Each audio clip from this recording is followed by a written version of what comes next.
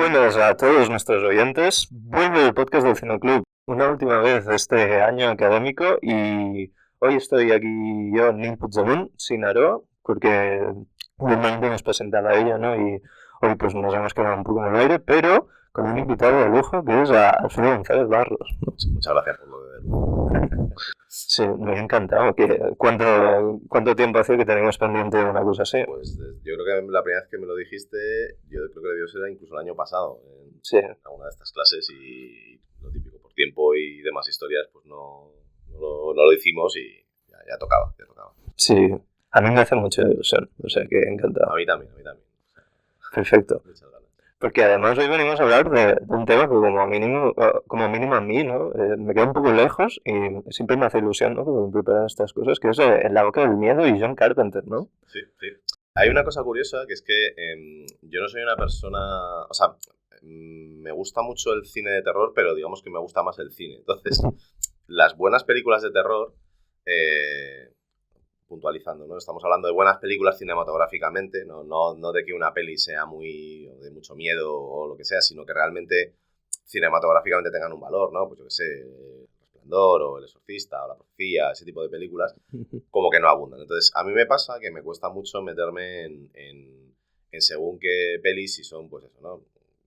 Digamos que no soy el clásico fan del terror, aunque he visto mucho y tal, ¿no? Y esta es una de esas películas que sí que considero que cinematográficamente tiene un valor, tiene un poderío visual bastante importante y además una historia bastante, terrorífica, Lovecraftiana, Sí. Stephen Kingiana rara, ¿no? Sí, es un mix de muchas cosas ahí, pero yo creo que también es un poco como era de las últimas que hizo John Carpenter, si no recuerdo. Es de 94, creo, es la que hace, si mal no recuerdo, creo que es la que hace... Después de Memorias de un hombre invisible, que es una especie como de comedia con Chevy Chase un poco absurda, y antes de... No sé si se Rescate en Los Ángeles, pero bueno, es antes seguro que Fantasmas de Marte, que es conocida como una de las peores películas de... No, yo creo que Vampiros debe estar por ahí en medio. Pero bueno, Fantasmas de Marte es como la gran cagada, por así decirlo, de Carpenter, que a mí Carpenter es un tío que en general me gusta mucho. De hecho, ya lo comentábamos ayer, ¿no? Que si no... O sea, la otra gran película que tiene, para mí también, John Carpenter, que es una obra maestra del cine, o sea, no solo el cine, pero es la cosa, que es otra película que en su momento pasó sin pena ni gloria Sí. y ahora es una película de culto indiscutible. Sí, que salió como el fin de semana después de T, ¿no? Sí, algo así. Las dos caras de los marcianos. Sí, totalmente. De hecho, se supone que La Cosa, El Príncipe de las Tinieblas y En la Boca del Miedo configuran una... Sí, la trilogía del apocalipsis, ¿no? La trilogía del apocalipsis. La llamó así la crítica como a posteriori, porque es como... Son las tres películas Lovecraftianas, ¿no? De John Carpenter, que es como... si las puedes analizar como que La Cosa es el inicio del terror, ¿no? De que viene en el platillo y todo esto. Después, en el Principio de los Tinieblas, es como que desarrolla la idea y empieza a mezclarlo con la religión, ¿no? Y en La Boca del Miedo es como... Es el final, ¿no? De hecho, empieza que sale... ¿Cómo se llama? Sutter Kane, ¿no? Que dice lo que vale es el final, ¿no? Sí. Es como una declaración de intenciones muy fuerte y yo creo que por aquí también no se gana muchísimo en La Boca del Miedo, ¿no? Sí, totalmente. Es que es una película muy rompedora a todos los niveles. De hecho, es curioso porque yo esta peli la conocí. Yo no tenía Canal Plus, pero un amigo mío sí, y me dijo... Este amigo mío me recomendó 3 películas. Me dijo, hay una de Drácula que hay como mucho sexo, que era Drácula de Coppola, que es mi adaptación favorita de Drácula, que es otro, los vampiros y tal son otra de mis pasiones, pero bueno, eso ya... eso para otro día. Después me dijo, hay una peli de robos de bancos, que está genial, no sé qué, tal y cual, que era Hit, otra obra maestra del cine, y una de terror muy rara, de un escritor, no sé qué, no sé cuántos, que era La Boca del Miedo. O sea, es curioso, yo creo que probablemente estas 3 películas están en mi top 10 de películas, por lo menos de mis favoritas, y me la recomendó este amigo. Y me acuerdo, me la dejó grabada, ¿no? Del Plus para verla. Y claro, la sensación de, por un lado, reconocer todos los códigos, o sea, por ejemplo, una de las cosas que a mí me resulta muy llamativas de La Boca del Miedo son el uso que hace de las portadas, ¿no? De cómo esas portadas de los años 80-90 de los bestsellers de Stephen King, con las letras rojas, con una tipografía determinada, que son tan icónicas y tan reconocibles, juega con el espectador, ¿no? A decir, o sea, de hecho incluso Sutter Kane suena más o menos parecido, ¿no? A Stephen King. Y sin embargo, luego la película gira hacia otro sitio, ¿no? Sí. Me gusta también que es una película muy meta, o sea, es un concepto bastante rompedor, sobre todo para el terror en ese momento. Sobre todo para el terror. Es una cosa que, o sea, yo la reconozco de otros sitios, ¿no? Yo cuando veo estas metapelículas siempre me trae a Fellini, ¿no? A 8,5. Y es como, es un concepto que se tenía muy vecino al autor de tal, pero en un terror rozando la serie B, ves esto y es como no te lo esperas, no te lo ves venir. Claro. O sea, es que eso es, y precisamente eso es lo que... Pero además está muy bien entroncado porque, por otro lado, juega con un concepto que es muy Lovecraftiano. Que bueno, de hecho, si quieres luego hablamos un poco de lo que es Lovecraftiano, ¿no? Porque yo, como muchas veces he utilizado, o sea, he hablado de lo Lovecraftiano, bueno, haber hecho el Call of the Sea y demás, ¿no? Generalmente creo que hay una especie de tendencia a pensar que Lovecraft es las portadas de la llamada de Cthulhu o del Arkham Horror, ¿no? De un tipo con una Thompson ahí ametrallando unos tentáculos, ¿no? Sí.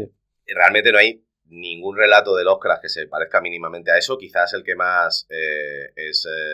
no sé ahora, el del monstruo, ¿no? Sí, básicamente en el que está Armitage, que no me sale, el horror de Dunwich, ¿vale? El horror de Dunwich es quizás el único en el que hay un grupo de investigadores que hacen algo y que detienen algo, ¿no? Sí, pero ¿no se detenía un poco solo, si no recuerdo? Bueno, al final van tres, a la criatura es invisible y más o menos consiguen medio retenerla de alguna forma, ¿no? A la criatura esa que tienen en el granero de los Whitley, ¿no? Sí, es verdad. Pero realmente no se parecen en nada. Luego sí que es cierto que los relatos que han continuado un poco, los de Derleth y tal, sí que van por un rollo un poco más, quizás aventurero, ¿no?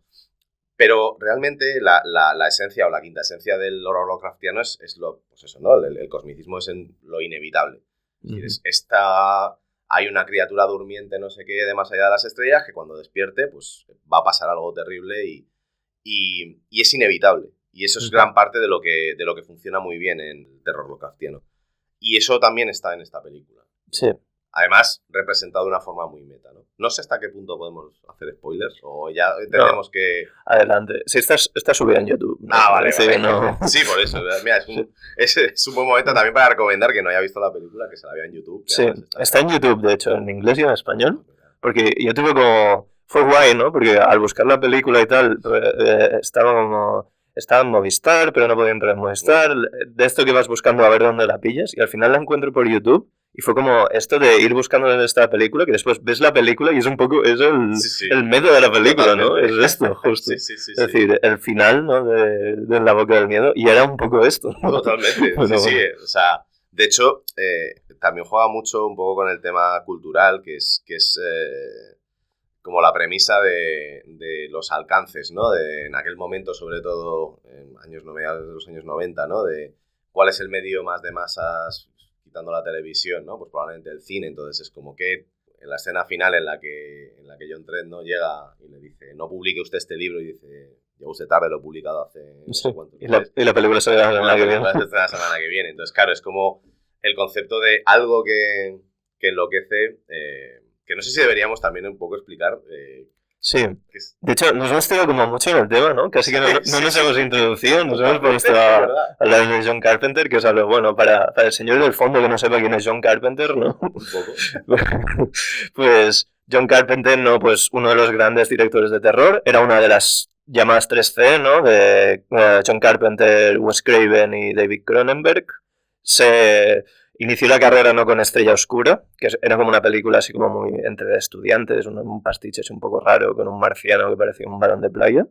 Pero lo interesante es que esta película la hizo con Dan O'Bannon, de guionista, creo que salían los dos de actores, y Dan O'Bannon después cogería esta idea al guión, la llevarían unos cuantos años a pasearla por la Warner hasta que la cogiera Ridley Scott, y de ahí sale Alien, ¿no? Alien, que es también tu película favorita de todos los tiempos, ¿no, Alfredo? Bueno, lo de Alien es una cosa que, mira, en público no lo había contado nunca, pero lo cuento. Yo tengo siempre cuando utilizo para explicar en clase la diferencia entre el gusto y el criterio, utilizo Alien, porque Alien es una película que no me gusta, y esto a la gente pensará, madre mía, menudo troglodita, ¿no? Y de hecho no sé no sé explicar por qué no me gusta, por qué me aburre. O sea, tiene todos los elementos para que me encante y, sin embargo, cuando empiezo a verla me aburro soberanamente, ¿no? Sí. Y ahí claramente entiendo que el problema lo tengo yo, no lo tiene la película. No intento convencer a nadie de que alguien es aburrida, no lo es una película rompedora, una obra maestra del cine, y sin embargo no conecto con ella. Y siempre pongo como ejemplo que Brácula de Chiquito la Calzada es una peli que me encanta y es una absoluta mierda. Entonces, claro, es la diferencia entre el gusto y el criterio. O sea, mi gusto puede estar completamente torcido, pero claro, o sea, obviamente reconozco las bondades de Alien. De hecho, el otro día me pasó una cosa terrible, que yo le doy muchas vueltas a esto, y estaba solo en casa y dije, joder, no puede ser, digo, tengo que volver a ver Alien. La he visto 2 o 3 veces y luego le he dado como otros intentos de cómo es posible que no me guste esto, ¿no? Y entonces me la puse y tengo que decir que a media hora, 40 minutos, la quité y puse Prometheus. O sea, imagínate tú el nivel de ofensa que debe ser esto, ¿sabes? Que Prometheus reconozco que es un truño de película. Bueno, un truño. O sea, creo que tiene cosas interesantes y tal, pero sí, es absolutamente incoherente y demás. Sí. Pero tiene algo que, no sé, me parece como muy divertido, muy molón, no sé. Sí, y... tiene ideas interesantes, ¿eh? La parte esta de la cesárea, que le saca un pulpo, eso es guapo. Sí. Pero después, yo que sé, que el cartógrafo se pierda, es el Chef Kiss. Bueno, y que el biólogo le haga un cuchicucho una cobra a alguien también es la hostia. Sí, o sea, la verdad es que... Tiene momentos de genialidad. Sí, ¿no? O el señor que se deprime, ¿no? El Logan Marshall Green que llega ahí, joder, es que están todos muertos. Ya, tío, ¿qué esperaba? ¿Sabes? Es que la civilización esta de hace 1000 años estuviera viva. La escena del Fassbender tocando... Porque la gente se acuerda mucho de de Alien Covenant, la de cuando se toca la flauta a los dos, que es una escena absolutamente ridícula. Pero ya aquí toca una flauta y unos huevos para despertar al ingeniero jefe este. Una escena también absolutamente ridícula que digo, madre mía, esto... O sea, nadie le dijo, oiga, señor Scott, esto no es buena idea. Esto no lo... Bueno, señor Scott o señor... No, me parece que el guionista es Lindelof de Prometheus. Que sí. Bueno, Lindelof ya sabemos que es el mayor tramposo de la historia. Es experto en colarte. Yo debo decir que a mí Lindelof no me la coló con Perdidos, porque la oí venir de antes. Pero sí me la coló con Watchmen. O sea, Watchmen ahí yo dije, oh, pues esto va a ser increíble, y no, el final de Watchmen, la serie de HBO. Y el final me pilló a contrapié y fue en plan de, madre mía, qué forma de acabarlo, qué horror, qué desastre y tal. Pero sí, así es. Inspiró Alien. Sí, y que también es divertido, ¿no? Porque es como, sale Alien, que era la película, ¿no? Que John Carpenter también estaba como picado, que se había tirado más por el slasher, ¿no? En esta época había sacado la Halloween, ¿no? Que se le reconoce mucho esto de sacar el terror de las mansiones y de tal. Ya había La Noche del Cazador antes, ¿no? Pero es como el juntar estos géneros, que es por ahí renovado bastante el terror. Y después dijo, mira, ha sacado Dan O'Bannon Alien sin mí, ¿no? ¿Cómo se atreve? Voy a hacer lo mismo, pero más hardcore, ¿no? Y cogió una película de los 50, creo que es del 56, que es The Thing from Another World, El Enigma de Otro Mundo en español.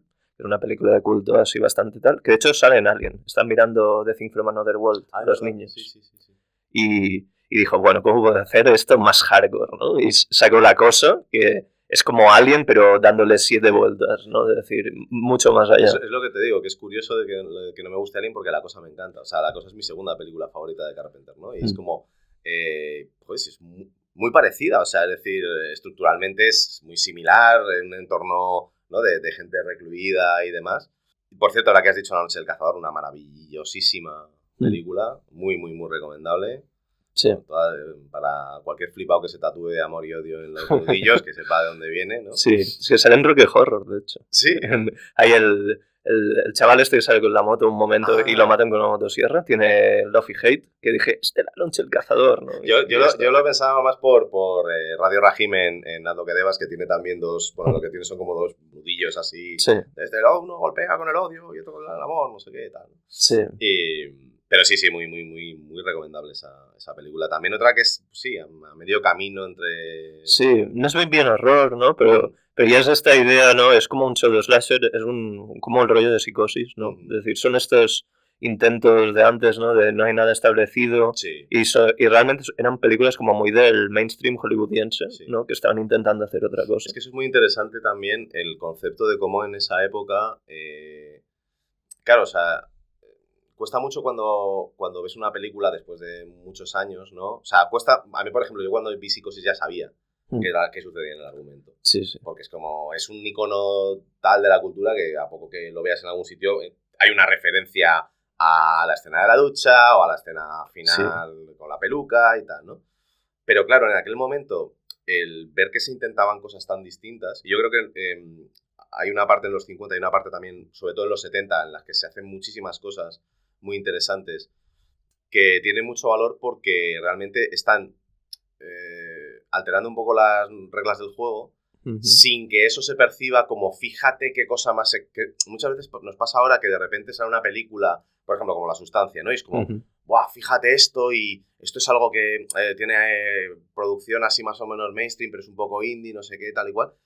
Y la gente como que lo percibe como algo súper novedoso, cuando esto realmente se ha hecho muchas veces, en muchos casos, con éxito y sin éxito, ¿no? Sí. Y desde tiempo inmemorial, ¿no? Entonces también es importante eso, conocer un poco la historia del cine y ver esos ejemplos y retrotraerte a cómo se han hecho las cosas antes, ¿no? Claro, y sobre todo la sustancia está llena, pero es un mix de unas cuantas cosas que si tú las conoces, el monstruo del final es el monstruo de la cosa. Sí, es decir, son los efectos prácticos que los han sacado allí, el final es de Carrie también, ¿no? Sí. Hay muchos planos que son la sangre del pasillo es del Resplandor, ¿no? Hay muchísimas cosas así que dices, aquí hay un ABC, ¿no? Del género del terror y del cine. Lo que pasa es que muchas veces, cuando yo lo vi mucho y ahora me salgo un poco del terror, ¿no? Pero me acuerdo cuando la gente vio Joker y era como, ¡guau! Joker no he visto nunca nada parecido. Y hostia, es como... yo unas cuantas. Sí, es como, es que si has visto Taxi Driver, el rey de la comedia, es que es eso, ¿sabes? Es que es básicamente una combinación de las dos. Y a mí Joker me gustó, la primera, la segunda no la he visto porque creo que todo el mundo me ha dicho que es terrible. Mira, pues a mí un poco más, ¿eh? Es que la primera ya no me dijo nada y la segunda no me dijo nada, pero tenía canciones. Entonces me lo pasé mejor, ¿no? Eso que te lleva. Pero la segunda era un poco extraño, ¿eh? Era un combo de, no sé, nos hemos venido de arriba y hay que cogerlo con pinzas. Sí, yo creo que es eso, que Joker estaba bien, lo que pasa es que, bueno, si conoces algún referente más, tampoco te va a alucinar de decir, Dios mío, nunca he visto esto en la pantalla de cine, ¿no? Sobre todo es raro, ¿no? Para las pelis de superhéroes, ¿no? Sí. Es como el efecto de las pelis de Batman de Nolan, de decir, no es normal para los superhéroes, pero... Sí, quizás es un poco más eso. Sí, pero sí, efectivamente. ¿Cómo hemos acabado hablando? No lo sé. Hemos cogido de ahí de La Noche del Cazador y de ahí hemos ido... Bueno, estábamos hablando de Bannon y Alien y sí, ¿no? Y filmografía selecta, ¿no? De John Carpenter, que, como has dicho, ya hemos comentado la trilogía de Apocalipsis, ¿no? Que empieza más o menos cuando hace la cosa, después viene con El Príncipe de las Tinieblas y acaba culminando ahora en La Boca del Miedo, ¿no? Que si podemos ir un poco más en orden, ¿no? Para explicar un poco cómo se articula toda esta parte de La Boca del Miedo, como rollo... Por empezar, ¿no? Un resumen del argumento. La primera escena que se ve en La Boca del Miedo, salvo los créditos, ¿no? Que son como están editando la novela de La Boca del Miedo. Créditos, además, que esto es muy curioso porque al parecer John Carpenter quería utilizar Enter Sandman de Metallica y no consiguió los derechos. Y empieza con una canción como súper rockera chunga porque hizo su propia versión de Enter Sandman. y es una cosa que llama mucho la atención, que tiene un... ¿no? Pues como una especie de riff ahí guitarrero metalero que no le pega absolutamente nada a la película y es lo que se ve mientras se van imprimiendo las novelas. Y que diría que es también lo que suena al final, cuando está en el cine, que es algo... Sí, o sea, es como... Lo que pasa es que sin ser Enter Sandman como que no funciona igual de bien, pero bueno, a Carpenter le da igual. Sí, y esto. Pues la primera escena, si no recuerdo mal, es que llevan a Sam Neill, ¿no? ¿Cómo se llama? John Trent. Lo llevan en una camisa de fuerza en un psiquiátrico y lo tienen encerrado allí. No te explican muy bien por qué. Te dicen como es uno de ellos, ¿verdad? ¿No? Lo tienen encerrado y como que le dan un lápiz y se pone a dibujar cruces por toda la habitación, en su cara, ¿no? Que hay la imagen esta famosa de que se le ve desde fuera. Y a partir de ahí hay como un corte a una secuencia onírica que se ve una mano desde fuera y un hombre que aparece detrás de él, que después sabremos que es Sutter Kane. Y le dice esta frase que hemos dicho antes, ¿no? De lo mejor siempre es el final. Ahora no recuerdo bien, ¿no? Me van a matar los fans de John Carpenter, pero bueno. Sí. Sí, es un comienzo muy bueno, además, que sirve para establecer un poco... O sea, eso es toda la peli es al final es una especie de flashback en la que dentro de la estructura temporal que tiene La Boca del Miedo, que es particular... Sí, es bonito, ¿eh? Sí, sí. A partir de que están en Hobbs End, Sí. ¿no? Ahí ya dices, bueno, ya... Empieza un poco la fiesta, ¿no? Pero sí, o sea, plantea eso, ¿no? La vida de este tío que ya te lo han presentado, y luego hay una entrevista con un psiquiatra, me parece, que lo interpreta David Warner, que David Warner también es otro de mis actores fetiche porque salía en La Profecía, era el fotógrafo de La Profecía, gran peli La Profecía. Mira, es otra peli de la que podríamos también haber hablado porque me encanta. O sea, también otra película de terror bastante atípica, de hecho, bordeando ahí más un rollo de investigación casi más que de terror, pero bueno, tiene a niños siniestros y 3-6 en la cabeza, que es como el clásico, ¿no? Y entonces, bueno, tienen esa parte en la que básicamente da pie a la presentación de lo que es la historia, ¿no? Y del personaje. Sí, hacen como... ¿Cómo se llamaba esto? No me sale. Estaba buscando la palabra guay, ¿no? Para sí, decir que tiene como nombre de café, ¿no? Es un evento, un ristretto, un no sé qué, sí, ¿sabes? Estas cosas de... Bueno, que empieza en media red, ¿no? Sí. Empieza ahí como si fuera el final, ¿no? Porque te dicen, te la meten ahí como que si esto va a ser el final, y después toda la historia es el flashback de la entrevista, ¿no? De John Trent explicándote cómo ha llegado hasta el manicomio. Lo guay es que después no es el final, ¿no? Efectivamente. Y ahí te la cuela muy bien John Carpenter. Y además tiene una cosa muy chula, que es que te plantea un héroe, es que, bueno, sí. El protagonista, más o menos, es un tipo que es un investigador de fraudes de seguros. Sí, que dicho así parece la premisa más aburrida de la historia, ¿no? Sí. Es decir, hostia, vamos a ver una película sobre un investigador de fraudes, ¿no? Y de hecho lo primero es, no, usted ha fingido no sé qué, tal, y como que le pillan a alguien, ¿no? Sí, una escena como muy de Mad Men, ¿no? Sí, totalmente como de cine de juicios de los 90, que también había mucho de esto. Y luego enseguida, ¿no? Enlazan con el tema de la búsqueda de, pues eso, ¿no? Es decir, le contrata a una editorial para que busque a este... Sí, a Sutter Kane, ¿no? Que, o sea, le tienen que editar el último libro, que no se sabe si es póstumo o no, porque ha desaparecido hace no mucho, que se tiene que llamar La Boca del Miedo, que la han leído como solo 2 personas, y que una se ha vuelto loca y ha intentado matar a John Trent con un hacha, ¿no? Tiene también mucho del... que a mí es una cosa que me gusta en terror, el típico foreshadowing muy de Drácula, del Drácula clásico de Todd Browning, que también lo recoge un poco Coppola, ¿no? De aquí fíjese que este señor ya fue antes que usted y se volvió loco. Cuando hacen eso en una película de terror es como, o sea, es un recurso, es un tropo súper visto, pero a mí me sigue funcionando muy bien, ¿no? Como de, bueno, ha pasado esto y esto es muy chungo, ojo, cuidado con esto, ¿no? Sí. Y está muy bien jugado en este caso. Sí, además que te lo combina con escenas como así oníricas, con un corte como súper violento, que parece como que esté mal hecho casi, y que son, yo qué sé, están en una conversación, de golpe te corta a un callejón a medianoche que tira como de un póster y ves algo que queda como fuera de plano, y después se gira y ve que hay un policía pegándole a un chaval que no se sabe muy bien qué está pasando, y es como que esta escena va repitiendo y cada vez es peor, ¿no? En una el policía como que no tiene ojos, en la otra que han escrito como un graffiti en la pared que es lo que dicen, y yo te he visto, ¿no? Sí, I can see you. Sí. Que eso es también como un foreshadowing del final, ¿no? En lo que se convertirá John Trent. Sí. Y al final que sale como la turba y todo, y que lo revientan con las hachas, que es como... ¿Qué está pasando, no? Aquí ya te das cuenta de que se va a ir por un desfiladero muy extraño, ¿no? La película. Totalmente, sí. De hecho, es una...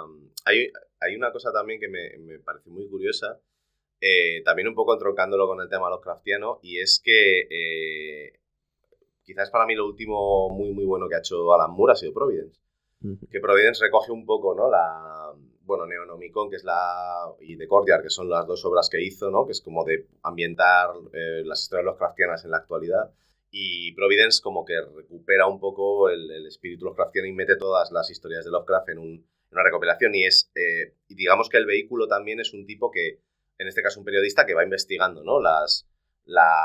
Una serie de historias, ¿no? Y hay un juego de palabras muy interesante con el Herald, que es el periódico en el que escribe este tío, con que él es un heraldo de algo, que es un poco lo mismo que al final es John Trent, ¿no? En esta película, ¿no? Como él alguien que tiene que entregar el mensaje, ¿no? Sí, porque al final hay este juego también con Sutter Kane, ¿no? Que se ha convertido en una especie de dios, que ahí es cuando entra full en el meta, ¿no?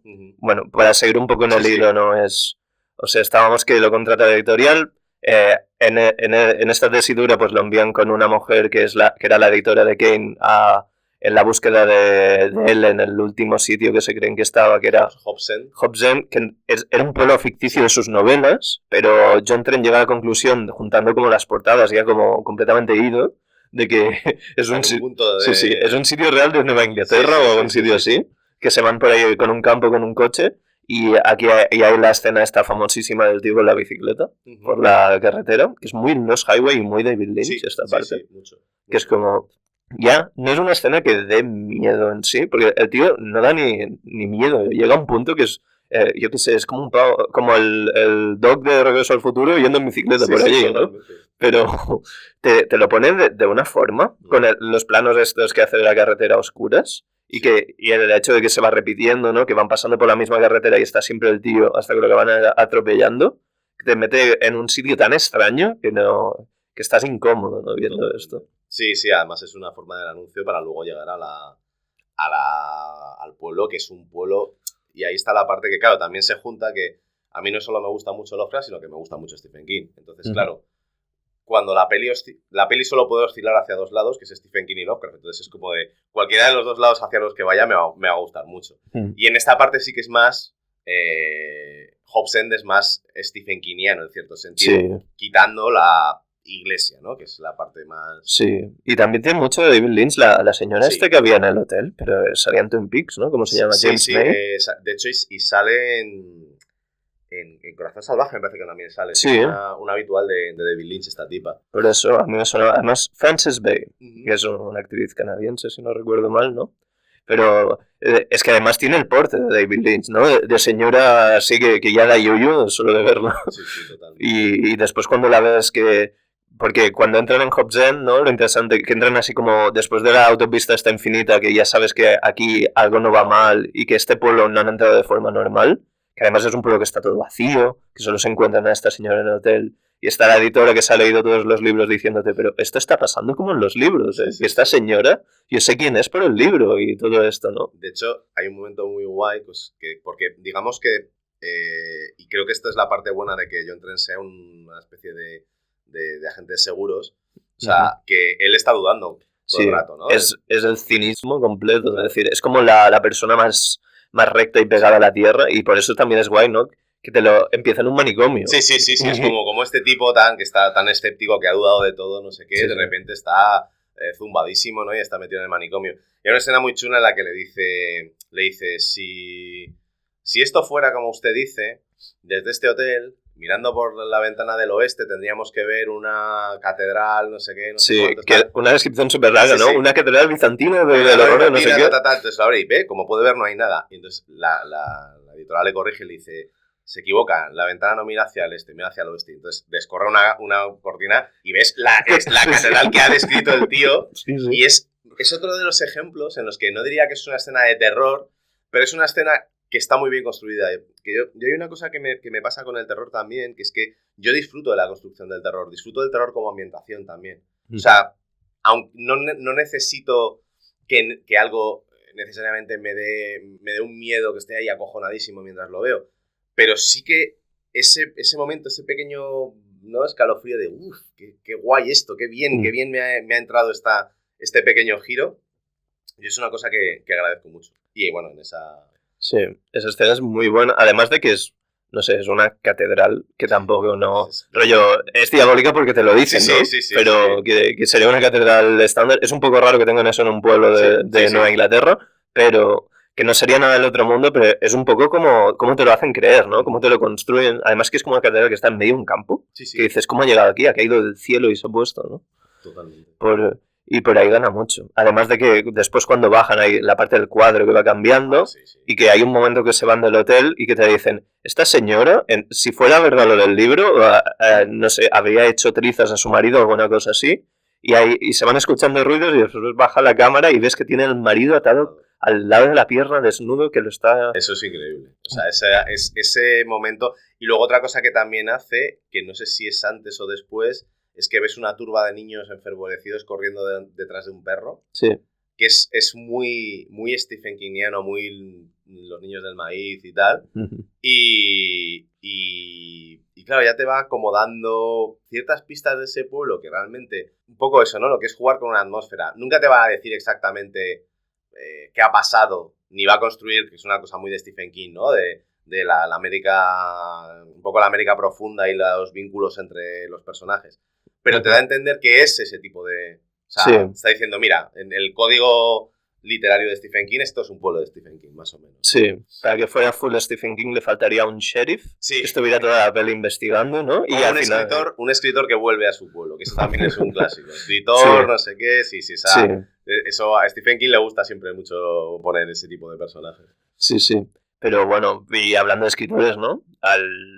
Cuando ya llegan al pueblo y van a la catedral y a ver qué está pasando, llega el personaje de la película, ¿no? Que es Sutter Kane, que es el escritor que han estado buscando, que está desaparecido, que nadie sabía dónde estaba, que te lo presentan, que se abren las puertas de la catedral y aparece como si fuera el diablo. Sí. Y va pasando la película y cada vez que se presenta Sutter Kane, que es en la catedral o en sitios así como relacionados con la religión, te vas dando cuenta de que es que te lo están vendiendo así, ¿no? Que ahora él es Dios. Totalmente. Porque los libros que escribes se están haciendo realidad. Entonces vas a hacer lo que él quiera por el guión, ¿no? Sí. Y ahí es cuando ya empieza el full meta, ¿no? A partir de aquí era todo como muy, muy extraño, no acababas de saber por qué pasaba todo. Pero a partir de que hay esta realización, ¿no? Que el propio Sutter Kane tiene diálogos que te lo va diciendo, ¿no? De decir, no, es que no... Tú vas a hacer lo que yo te diga, ¿no? Pero ya no... En plan, ni es porque te lo ordenen, ni es por nada. Es porque es porque quiera yo. O sea, sí. De hecho, él te da a entender eso, lo de... Yo solo estoy realmente transcribiendo algo que... Y ahí viene la parte más Lovecraftiana, que es... Yo estoy transcribiendo algo de unos dioses que vienen de Dios sabe dónde y estoy cumpliendo sus designios. Sí. Pero hay como un doble juego aquí también, ¿no? De decir, tiene esta parte con los dioses que es muy Lovecraftiana, yo en realidad soy una antena para tal, pero después tiene la parte esta, la escena en que se parte y hace el agujero con el libro, que te da a entender de decir, pero ¿realmente estos dioses los ha creado él por los libros? ¿O quién venía antes aquí, no? Es una cosa muy interesante, ¿no? Porque a mí me gustan mucho las paradojas estas de Ouroboros, ¿no? De un poco como lo que había en la serie de Dark de Netflix, que era este rollo, ¿no? De alguien ha creado algo, pero ese alguien, quien ha creado eso, es la persona del futuro, por lo cual, ¿no? Y de repente es como, este bucle, ¿cómo se ha generado? O sea, ¿cómo ha pasado esto en el tiempo? Y ahí ese punto, ¿no? De, claro, estos dioses existen porque los ha escrito Sutter Kane, o los dioses han creado a Sutter Kane para que los escriba. Sí. Y ese concepto me parece tan rompedor en ese momento claro, en el que le está diciendo, mira, es que esto es como un designio de algo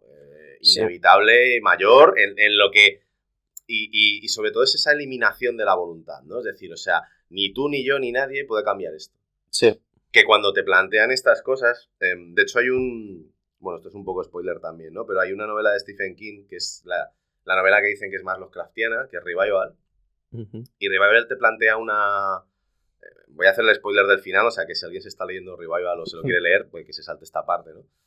Pero bueno, básicamente Revival es una especie de mezcla entre lo que sería Frankenstein y algo Lovecraftiano, ¿no? Entonces va de un tipo que está obsesionado con revivir a su esposa muerta, ¿no? Traerla de entre los muertos. Y entonces el giro final es cuando consigue revivir a su... No sé si es su mujer o creo que al final... O sea, creo que la muerte de su mujer le hace obsesionarse con el más allá, ¿no? Al final consiguen traer a alguien del más allá y básicamente esa persona les dice que todos los que morimos vamos a una especie de limbo horroroso en el que somos torturados durante toda la eternidad por una criatura Lovecraftiana que se llama la madre. Y no hay forma de escapar de ello. Y claro, eso... Una cosa que me pareció magistral de ese giro en la novela es que Stephen King te plantea algo en lo que siempre como que el terror por lo menos tienes el concepto de, bueno, te puedes morir. O sea, ¿no? Cuando ya te mata, ¿no? En el slasher, por lo menos ya cuando te cortan la cabeza, pues ya se acabó. Pues no, Stephen King consigue, ¿no? Hacerlo todavía peor. Pues bueno, no es que cuando te mueras, o sea, encima, vas a palmar y cuando te mueras, pues vas a estar ahí torturado eternamente, ¿no? Y ese concepto, que es muy, muy, muy Lovecraftiano, pues claro, también tiene un punto que aquí, aplicado al relato y a la inevitabilidad de las circunstancias, sumado a lo que hemos visto al principio, pues claro, tenemos un combo que realmente es súper, súper interesante. Sí, completamente. Además de esta parte, que ya no con el meta de las novelas, de lo que está pasando, sino con el meta cinematográfico, ¿no? Que se ve muy claro en el final, pero en toda la parte de Hobbs End yo también lo veo mucho en el sentido de, no sé, tiene estos diálogos que son como muy de 8,5, con las escenas de 8,5 que era Mastroianni como hablándole al aire, diciéndote esto, ¿no? Lo que quería Fellini expresar sobre su vida y sus cosas. Pues aquí pasa un poco esto, ¿no? La escena que están en el... ¿Cómo se llama esto? Lo de la iglesia, el confesionario. Sí, sí. Ah, sí, sí, sí. Sí, esa, de confesión de... sí, esa escena del confesionario es súper así. Además que es prácticamente Sutter Kane explicando sus cosas, ¿no? Decir, mira, pues yo hago esto porque tal, ¿no? Porque lo otro, no es ni mucho de terror. Sí que da un poco de grima al señor, ¿no? Sí, pero sí, no... sí. Bueno, a ver, es el Jürgen Prochnow este, ¿no? Que es como actor también... Actor que, por cierto, sale en House of the Dead, que es una de las peores películas de la historia y de las peores de terror y de todo, vamos, que de Huevol. Muy recomendable verla si te quieres reír un poco, pero bueno, como cuestionable y tal. Y sí, también tiene toda esta parte. Y de hecho, es uno de las pocas películas en las que hay una ruptura de la cuarta pared que no es casi ni simbólica, que es física. O sea, sí. Momento en el que el tipo se arranca es que no sé cómo describirlo, arranca la realidad, es que no sé, o sea... Sí, es el mismo gesto que hacía todo el rato John Trent para el póster, ¿no? Que es el arrancar un póster de una pared para ver lo que hay debajo, sí. Que al final descubrimos que lo que hay debajo es un póster de John Trent. Efectivamente. Pero antes de eso, lo que pasa es Sutter Kane, ¿no? Que se pone delante de una puerta, te dicen que hay los seres estos que le hablan para que escriba sus novelas, que tengo que decir que es como una premisa muy, muy débil de primeras, ¿no? Te dicen, no, es que Stephen King le hablan seres de otro mundo y escribe novelas y por eso es Dios, ¿no? Es algo, bueno, si tú me lo dices, ¿no? Pero como te lo venden en la boca del miedo, es que te lo crees, ¿no? Dices, es que viene el tío súper convencido y dice, es que soy el escritor más vendido del siglo XX. Es que la gente cree más en mí que en Dios, ¿no? Es normal que yo sea Dios. Es que hay mucho subtexto también de eso, o sea, no es deliberado todo, o sea, lo de que él esté en una iglesia, ese concepto también de la idolatría. Tiene también un tema interesante sobre la autoría, ¿no? Juega mucho con eso, ¿no? ¿Quién es el autor de algo? Por eso yo lo veo muy, muy feliniano en este aspecto, sí, ¿no? Muchísimo. Y muy Stephen King, muy Misery también, ¿no? Es que realmente juega mucho con eso y juega también mucho con una cosa que en aquel momento quizás no era tan importante, pero ahora el tema del fandom y de... ¿no? De los fans enfervorecidos de algo, que yo creo que esto realmente hasta que no se estrenaron las precuelas de Star Wars no se vio un poco como la cara oscura del fandom, ¿no? Porque no había forma de manifestarse así de forma tan visceral. Pero claro, también ese es el rollo ¿no? De que esto atrae a las masas, ¿no? Y todo ese subtexto de religión, cultura, esa combinación de cultura muy pop, pero también con un giro, pues eso, ¿no? Medio divino, no sé, o sea, tiene trazas muy interesantes para lo que te está construyendo al final. O sea, en ese sentido, es una película de terror muy atípica. Sí, completamente. Ya no solo por los temas que trata, sino por esto, ¿no? Por cómo los quiere tratar, por que te combine escenas así como hablando de estas cosas y que después sean los intentos estos de escape, que siempre vuelve en el pueblo con la turba, ¿no? Que es como que son partes muy inconexas que no sé, si fueras el montador y te pasan todo este material, no sabrías qué hacer muy bien, ¿qué tengo que hacer, no? Pero ves el montaje final y dices, es que funciona muy bien, ¿sabes? Y de hecho, una cosa curiosa es que el padre el padre del niño que se supone, porque claro, al principio te plantean, ¿no? Que dentro de los habitantes del pueblo, Sutter Kane se ha llevado al hijo de uno. Sí. Sin tampoco entrar mucho en... Sí. Porque, como digo, está jugando con el meta, ¿no? Está jugando con el... No te voy a explicar esta historia, ya sabes lo que es el típico rollo de Stephen King, ¿vale? Como dato curioso, el padre este es Vigo, el azote de los Cárpatos de Cazafantasmas 2. Un señor que con su cara ha sido claramente diseñada para hacer de Vigo, pero como padre de familia americana, pues creo que es un tipo alemán o no sé dónde, tiene como un acento un poco raro, un poco Schwarzenegger. Sí. Y sí, tiene este... Y además también dice, en este momento que comentabas tú, ¿no? Cuando John Trent ya está viendo todo el percal, está intentando huir, ¿no? Ya digamos que está convencido de lo que está pasando y está intentando huir del pueblo y es incapaz de huir porque... Porque no se va a ir hasta que quiera Sutter Kane. Efectivamente, y porque la realidad se rompe y porque estamos además con eso, también ese rollo muy Lovecraftiano de los espacios que no son no euclidianos. Sí, que esto está juntado con el espacio en sí, ¿cómo se llama? Diegético de la película, ¿no? Es decir, está jugando tanto como con el espacio físico del pueblo, que es un pueblo que no existe y que solo existe en la novela, como con el propio Sutter Kane jugando en el meta de la película, es decir, es que la película no avanza hasta que yo quiera, ¿no? Y hasta que Y además hay una cosa incluso, o sea, bueno, eso quizás lo comentamos luego, ¿no? Sobre el meta, ¿no? Pero hay un momento cuando él vuelve y entonces habla con el padre y tal y cual, y le dice, pero él todavía sigue un poco convencido, me han drogado, no sé qué, no sé cuántos, pero ya está empezando a creer un poco en que esto que está pasando no es un truco publicitario, porque sí que es cierto que hay un momento en la película en la que sí le dicen, no, si lo pactamos con Sutter Kane para que se fuera y vendiéramos más, pero no volvió, ¿no? Es un truco publicitario que sale mal, que es otra cosa que también funciona muy bien. Y ahí es cuando el otro se lleva, ¿no?, la escopeta a la boca y le dice, ¿pero qué hace usted? No sé qué dice. Él lo ha escrito, ¿no? Sí. Ese rollo también muy, muy divino, muy de destino. Sí, muy de fatum, ¿no?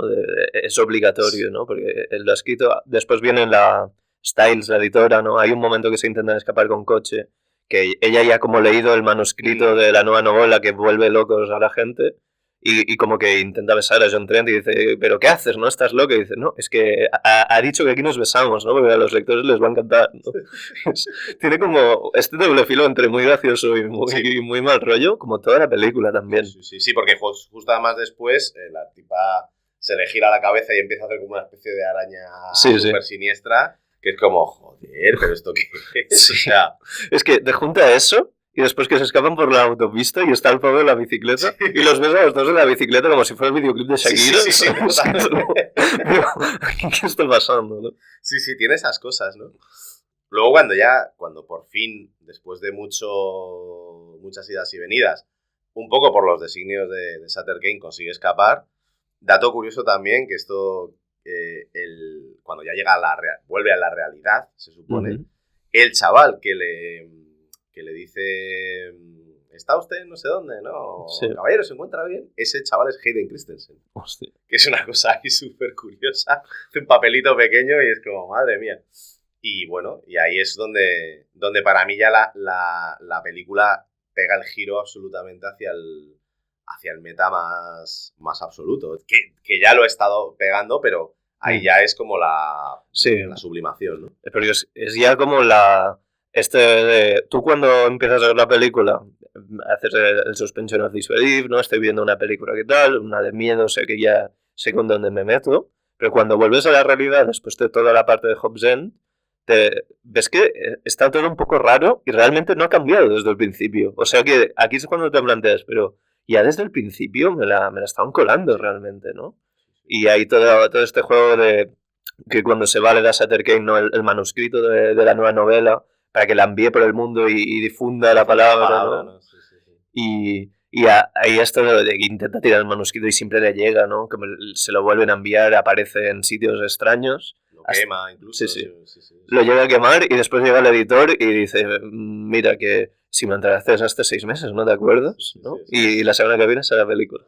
Eso es. Y además hay una cosa también muy chula justo después en la que tú la primera vez que has visto, que quizás es la frase más icónica de la película, la primera vez que ves a uno de los, creo que es el primer editor o el primero que ha leído, bueno, que es el zumbado con el hacha, que es otro Sí. de los clásicos, ¿no? Que al principio de la película, cuando John Trent está hablando de no sé si estos me la están intentando colar, bla, bla, bla, tal, entonces hay un plano bastante chulo en el que ves... Sí, que hay como toda la profundidad de campo que es Sí. hasta el fondo y ves cómo se va acercando. Se va acercando un tipo con el hacha mientras los otros continúan la conversación, que ahí es donde se ve eso, ¿no? De decir, ojo con Carpenter, que es un tío muy... O sea, es un muy buen director de cine. Sí, sabía, o sea, pero desde siempre, ¿no? Para mí La Cosa, ya lo hemos dicho, es cinematográficamente espectacular, pero ya Halloween, por ejemplo, que es una película así un poco como, bueno, sí, la renovación del slasher y tal, pero como está puesta la cámara, Sí. que son todo puntos de vista subjetivo, todo el rato, que te mete en esta parte del stalker, Sí. tenía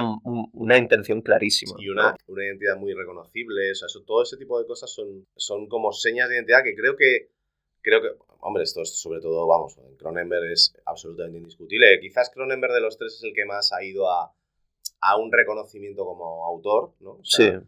Yo creo que el menos reputado, entre comillas, sería Wes Craven, que Sí. también Wes Craven también es un director que me encanta, o sea... Sí, y Scream muy meta también, ¿eh? Scream tiene mucho de meta, o sea, y Scream me parece un... De hecho, yo, sin ser muy fan del slasher, Scream sí me divierte muchísimo, porque tiene este tono muy meta y tiene también este tono mucho más ligero. Me gusta, por ejemplo, que el Ghostface es torpe, o sea, no es una... No te plantean que es un asesino implacable, ¿no? Que avanza. Es como... A veces se cae, a veces se resbala, tiene este toque de humor, pero... Sí, siempre lo tenían por eso, ¿no? El final de Pesadilla en Elm Street, que era solo en casa y con las trampas. Sí. De esto. Bueno, es que sí, o sea, Freddy Krueger, de hecho, es como también otro icono, ¿no? De nuestra infancia, de haber crecido. Y también otro juego también muy interesante con dónde produces o dónde provocas el miedo, ¿no? El concepto de en algún momento después de verte esta película te vas a tener que ir a dormir. Y atacar en los sueños, ¿no? Es ese concepto de... Sí. Que a mí me gusta mucho cuando se hace eso en el terror. Y de hecho hay una cosa que me pasó viendo... Yo vi The Ring me la alquilé en un videoclub. Ah, claro. The Ring, precisamente. The Ring, sí. Y justo la estaba viendo por la tarde, ¿eh? No la estaba viendo por la noche ni nada.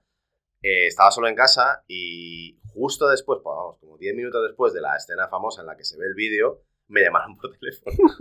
Claro, yo en aquel momento fue como, bueno, claro, cogí, era un amigo mío, ¿tú qué haces? No sé qué. Pero claro, en el momento de que sonó el teléfono fue como, joder, qué cosa más meta me acaba de pasar aquí, ¿sabes? Sí, sí. Entonces, cuando se juega con ese concepto, ¿no? De vamos a provocarle, vamos a hacerle al espectador que esté pensando en esto, me parece que es cuando se está bien traído funciona genial. Sí, completamente. Esto que comentas también a mí me pasó, no tanto con una película de terror, aunque bueno, a mí David Lynch tiene Carretera Perdida, me parece la película más terrorífica que he visto nunca, y es un señor andando por un pasillo a oscuras, ¿sabes? No tiene más. Es que claro, muchas veces la inquietud que nos genera lo desconocido es mucho más terrorífica que los códigos que ya conocemos de, yo qué sé, pues eso, el fantasma, el demonio, el vampiro. Al final vamos un poco también a los monstruos de la Universal y a decir, Sí. bueno, sí, vale, que sí, que aquí, ¿esto de qué va, no? Sí, el bicho cuando sale. El bicho cuando sale, efectivamente. Incluso ha llegado a pasar con el terror japonés, que en algún momento, cuando digamos que The Ring llega a Occidente y es como, oh Dios mío, tal, también hay un punto en el que, oye, al final pues acaba siendo algo como parodiable o bueno, de hecho, en no sé qué Scary Movie aparece una especie de Samara o lo que sea, ¿no? Pero claro, cuando estamos pensando en o sea, de hecho la escena de Carretera Perdida, la de Llame Usted. Sí, hostia. Es una escena que es una fiesta que no tiene nada que ver, ¿no? Y hay un señor que es la cosa más terrorífica, ¿no? Del universo entero, que baja unas escaleras y dice, ahora mismo estoy en su casa. Sí. Y, ¿perdón? Sí. Que sí, que estoy en su casa, llámeme. Y llama a su casa y le responde por el teléfono. O sea, que eso es magistral. O sea, sí, sí. tiene... O sea, David Lynch siempre ha sido capaz... A mí David Lynch es un tío que me gustan muchísimo algunas películas suyas. Las que no llego, porque a mí tanto desconcierto me acababa un poco matando, ¿vale? O sea, yo qué sé, pues como en Mulholland Drive o lo que sea, es como de, Dios mío, no estoy entendiendo nada. Y luego también tiene ese punto del que a lo mejor tampoco es una película hecha para entenderse en el sentido convencional, ¿no? Sí. Pero sí que me parece que es un tipo que ya solo con El hombre elefante y Una historia verdadera, para mí puede hacer lo que quiera. Es decir, o sea, se ha ganado el respeto para hacer lo que le dé absolutamente la gana. Es un poco, ¿no? Como cuando, siempre lo digo, ¿no? Cuando Picasso pinta, creo que se llama, es como Comunión de una niña de 13 años o algo así, es un cuadro hiperrealista y lo pinta siendo un crío. Dices, claro, para este señor pintar algo hiperrealista ya no era un reto. Entonces es como, pues tiene que intentar pintar ahí todas las dimensiones a la vez y es bueno, ¿no? Es uno de los máximos representantes del cubismo. Entonces, pues es un poco lo mismo, ¿no? Que son gente que ha llegado ya a tal punto que casi se tienen que experimentar con otras cosas porque lo que dominan, lo dominan muy bien.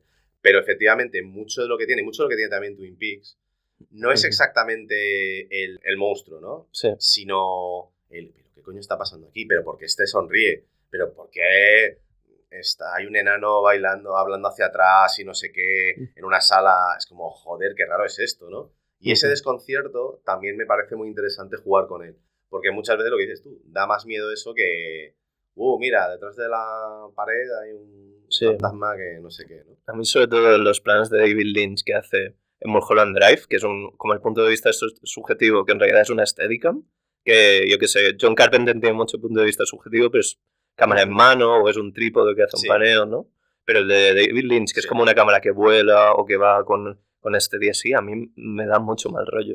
Y lo que decía antes de estas experiencias meta, a mí me pasó que vi Mulholland Drive también solo aquí en el piso, ¿no?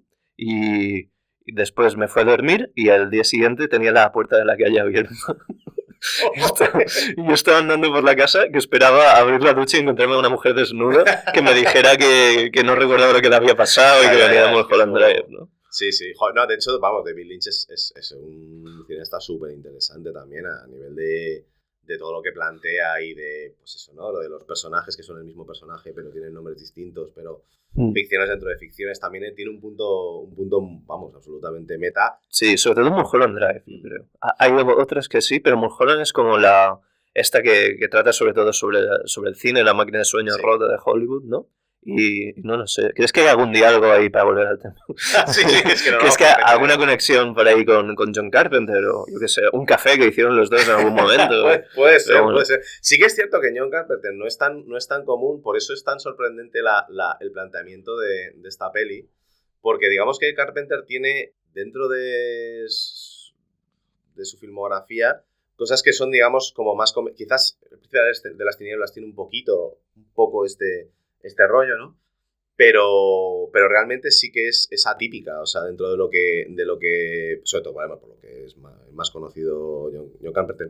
Lo que sí tiene es que es un tío que ha hecho, o sea, de las 3 Cs probablemente es el que más se ha desviado, creo, del terror, porque ha hecho Golpe a la Pequeña China y las de Escape from New York y Escape from LA, que son pelis de acción, incluso Están Vivos.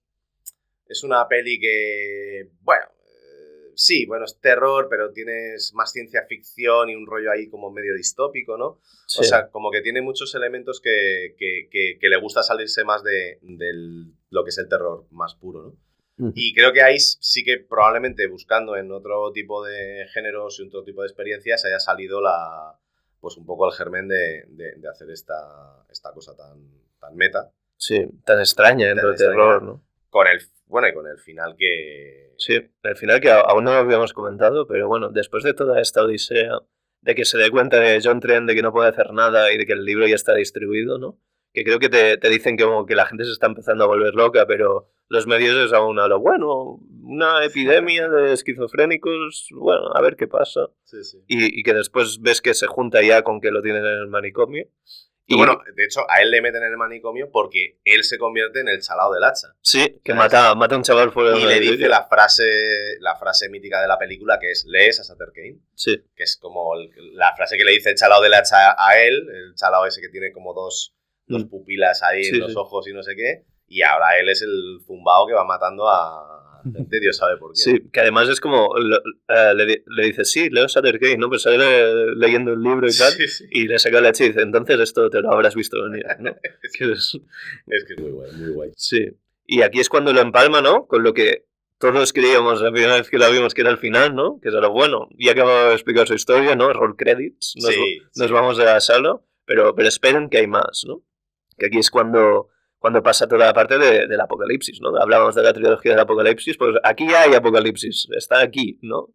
Sí. Y ahí a mí esta escena que me gusta mucho, ¿no? Que es después de que pase esta noche que empiezan a sonar cosas muy raras, que se ven como sombras de cosas con tentáculos por fuera, y que es por la mañana, se despierta John Trent, ¿no? Está todo destrozado, todo el manicomio, sale fuera, están todo aún peor, y es él andando como poco a poco, sin encontrarse a nadie, que cortan de golpe, está delante de un cine donde proyectan En la boca del miedo, que es como la película que estamos viendo nosotros, ¿no? Me suena de algo.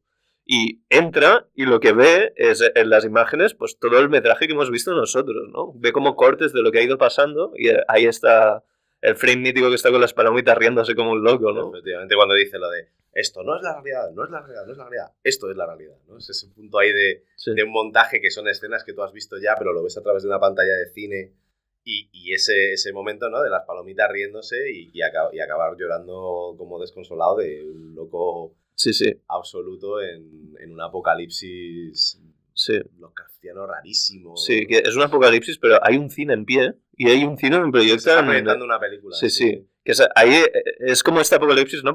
Pero que como tiene el control Sutter-Kane, pues hace lo que quiere, ¿no? Y este juego también meta con la película, ¿no? Es eso, ¿no? Además es el juego de decir, te considera a ti el espectador, pero el espectador es John Trent, pero también John Trent está protagonizando la película. Y ese momento de esa especie de catarsis ya de decir, mira, es que no hay ningún tipo de escapatoria a esto, ¿no? Sí. Pero por otra parte, todo esto que es La Boca del Miedo, que es el libro de La Boca del Miedo, que es la película en La Boca del Miedo, y que es la película real que estás viendo tú en tu casa, se unen en una especie en un conjunto. Sí. Y, a mí me parece un cierre maravilloso. Lo único que vuelve a sonar el tema ese de Metallica cutre, que es como, bueno, ok, pero tiene ese punto de un cierre que me parece, vamos, absolutamente magistral. Y es una de las cosas que yo he echado de menos más en el... O sea, el tema del meta, creo que bien traído es algo muy interesante y muy... Yo qué sé, por poner otro ejemplo de una película que tiene mucho de meta, Adaptation, por ejemplo. Sí. Me parece una película que trae muy bien todos estos temas. ¿Tú crees que Charlie Kaufman vio La Boca del Miedo en algún momento? Yo creo que sí. Confío en ello. Yo creo que si se ha visto una película, ¿no? O unas cuantas en su vida, yo creo que La Boca del Miedo estaría allí. Sin duda.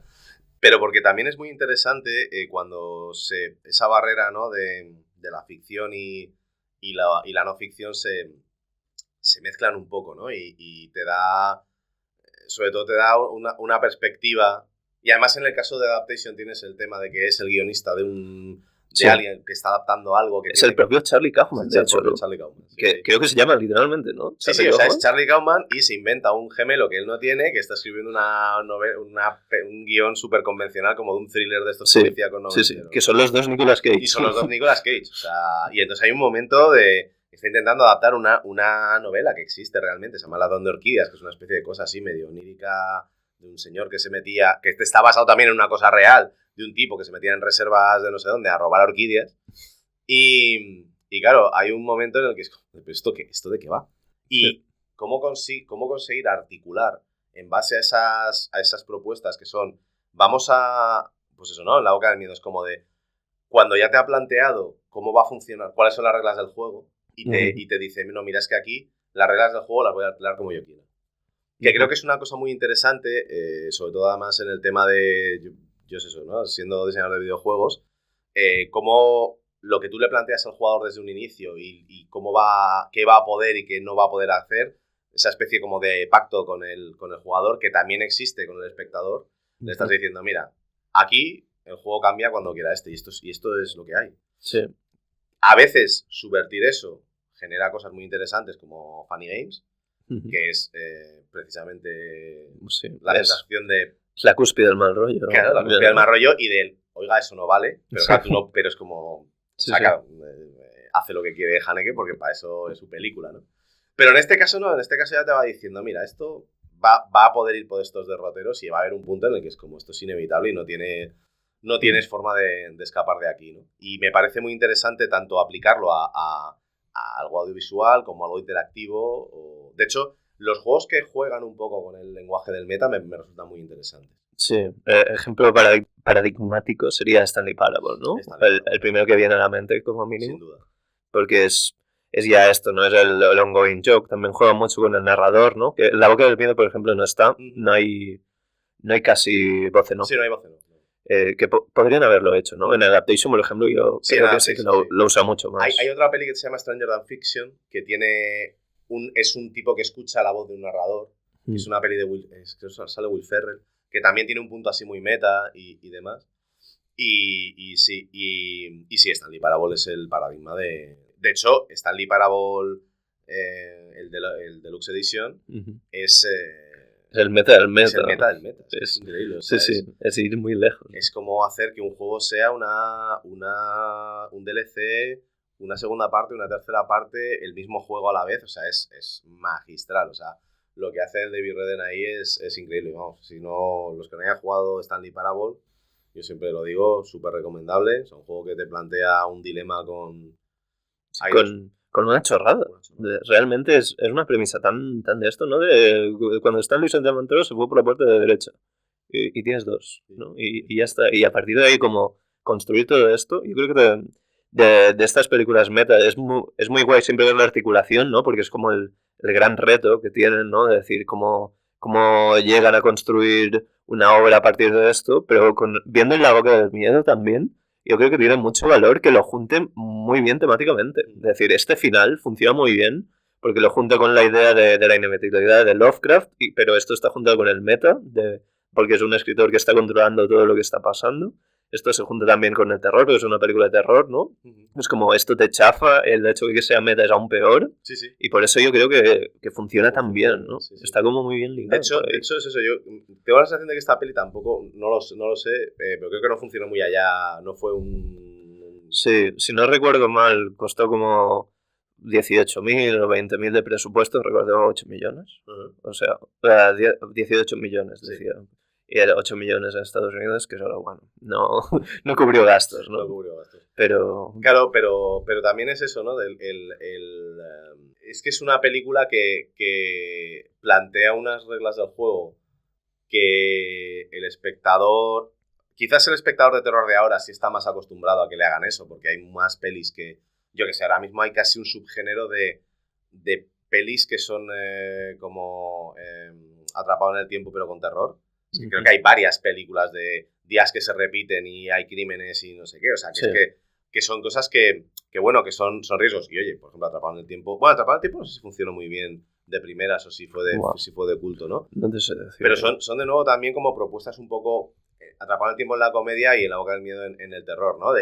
No es que vayas a... O sea, si por ejemplo hubieran hecho una peli en la que pues llegas y entonces derrotan de alguna forma al escritor y salvan al mundo, o no lo derrotan, pero tal, sin ir a esa parte tan de metaficción, pues quizás hubiera sido una peli más convencional y hubiera funcionado mejor. Pero claro, gran parte del riesgo y de lo que, desde mi punto de vista, lo hace tan única a día de hoy, es que, claro, es una peli súper arriesgada. Sí, completamente. Y se agradece mucho, que quizás es una cosa que yo en el cine cada vez veo menos, que es que la gente corra riesgos, pero desde mi punto de vista es como que los riesgos tienen que tener un sentido, ¿no?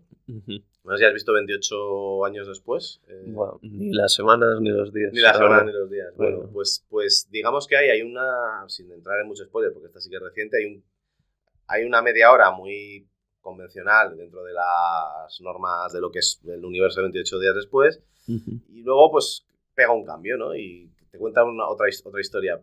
Claro, el tema es cómo de bien funciona esto, ¿no? O cómo de abiertos estamos a lo de las expectativas, ¿no?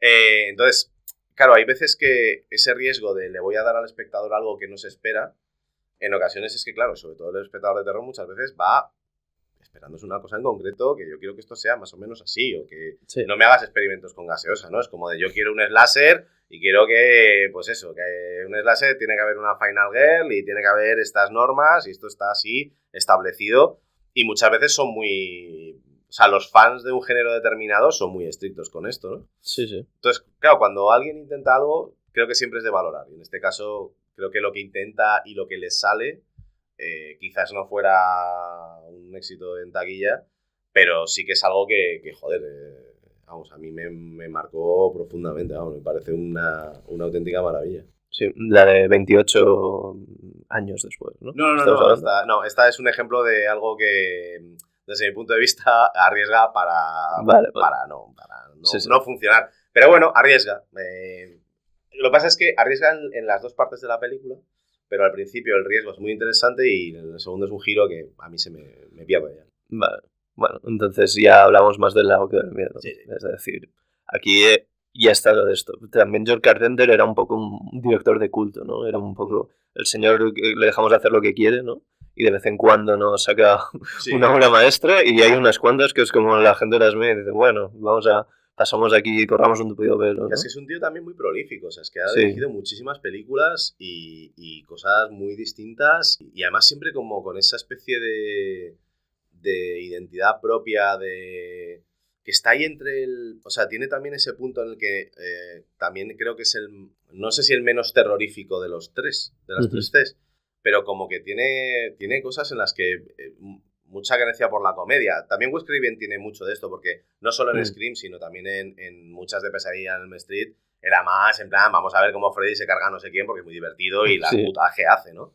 Que también es otro arquetipo de personaje de slasher, que de hecho es como, ahora la gente está flipada con Terrifier, ¿no? Pero es como, ese concepto también del art de clown viene muy de como que vas un poco con el asesino, ¿no? Pues un poco ese rollo, ¿no? Y claro, en este caso, pues tienes a un director que al arriesgar mucho hace cosas muy distintas, en ocasiones cosas que no tienen ningún tipo de éxito o cosas que es decir, probablemente Fantasmas de Marte es la única peli que ni siquiera años después nadie la reivindica, o sea, es un auténtico truño absoluto, ¿no? Pero, de hecho, yo ni me acuerdo muy bien. O sea, recuerdo haberla visto, pero no me acuerdo muy bien ni de qué va. O sea, es que, bueno, pasaría en Marte, habría un fantasma. Sí, es algo, eso como... Es que ni me acuerdo. O sea, la vi una vez. Y luego, por ejemplo, Vampiros, que también es suya. Tiene cosas interesantes, pero bueno, como ya es el género de vampiros y eso es como un subgénero de terror con sus reglas y sus historias, plantea algunas cosas que están chulas y creo que hay una parte al principio que está muy bien, pero luego también lo mismo, se va por otros derroteros y te plantea cosas distintas. Pero la verdad es que es eso, en esta película lo que consigue me parece muy arriesgado, sobre todo para estar hablando del 94. Sí, completamente. Del cine de terror en el 94. Sí, es que, no sé, vamos a hacer una quick Google search, ¿no? La magia de la radio. ¿Qué había en los Oscars del 94? Que supongo que tendré que buscar la gala del 95. Esto es una cosa que a mí me encanta mirar siempre porque salen unas cosas de decir películas que nadie se acuerda como ganadoras de mejor película.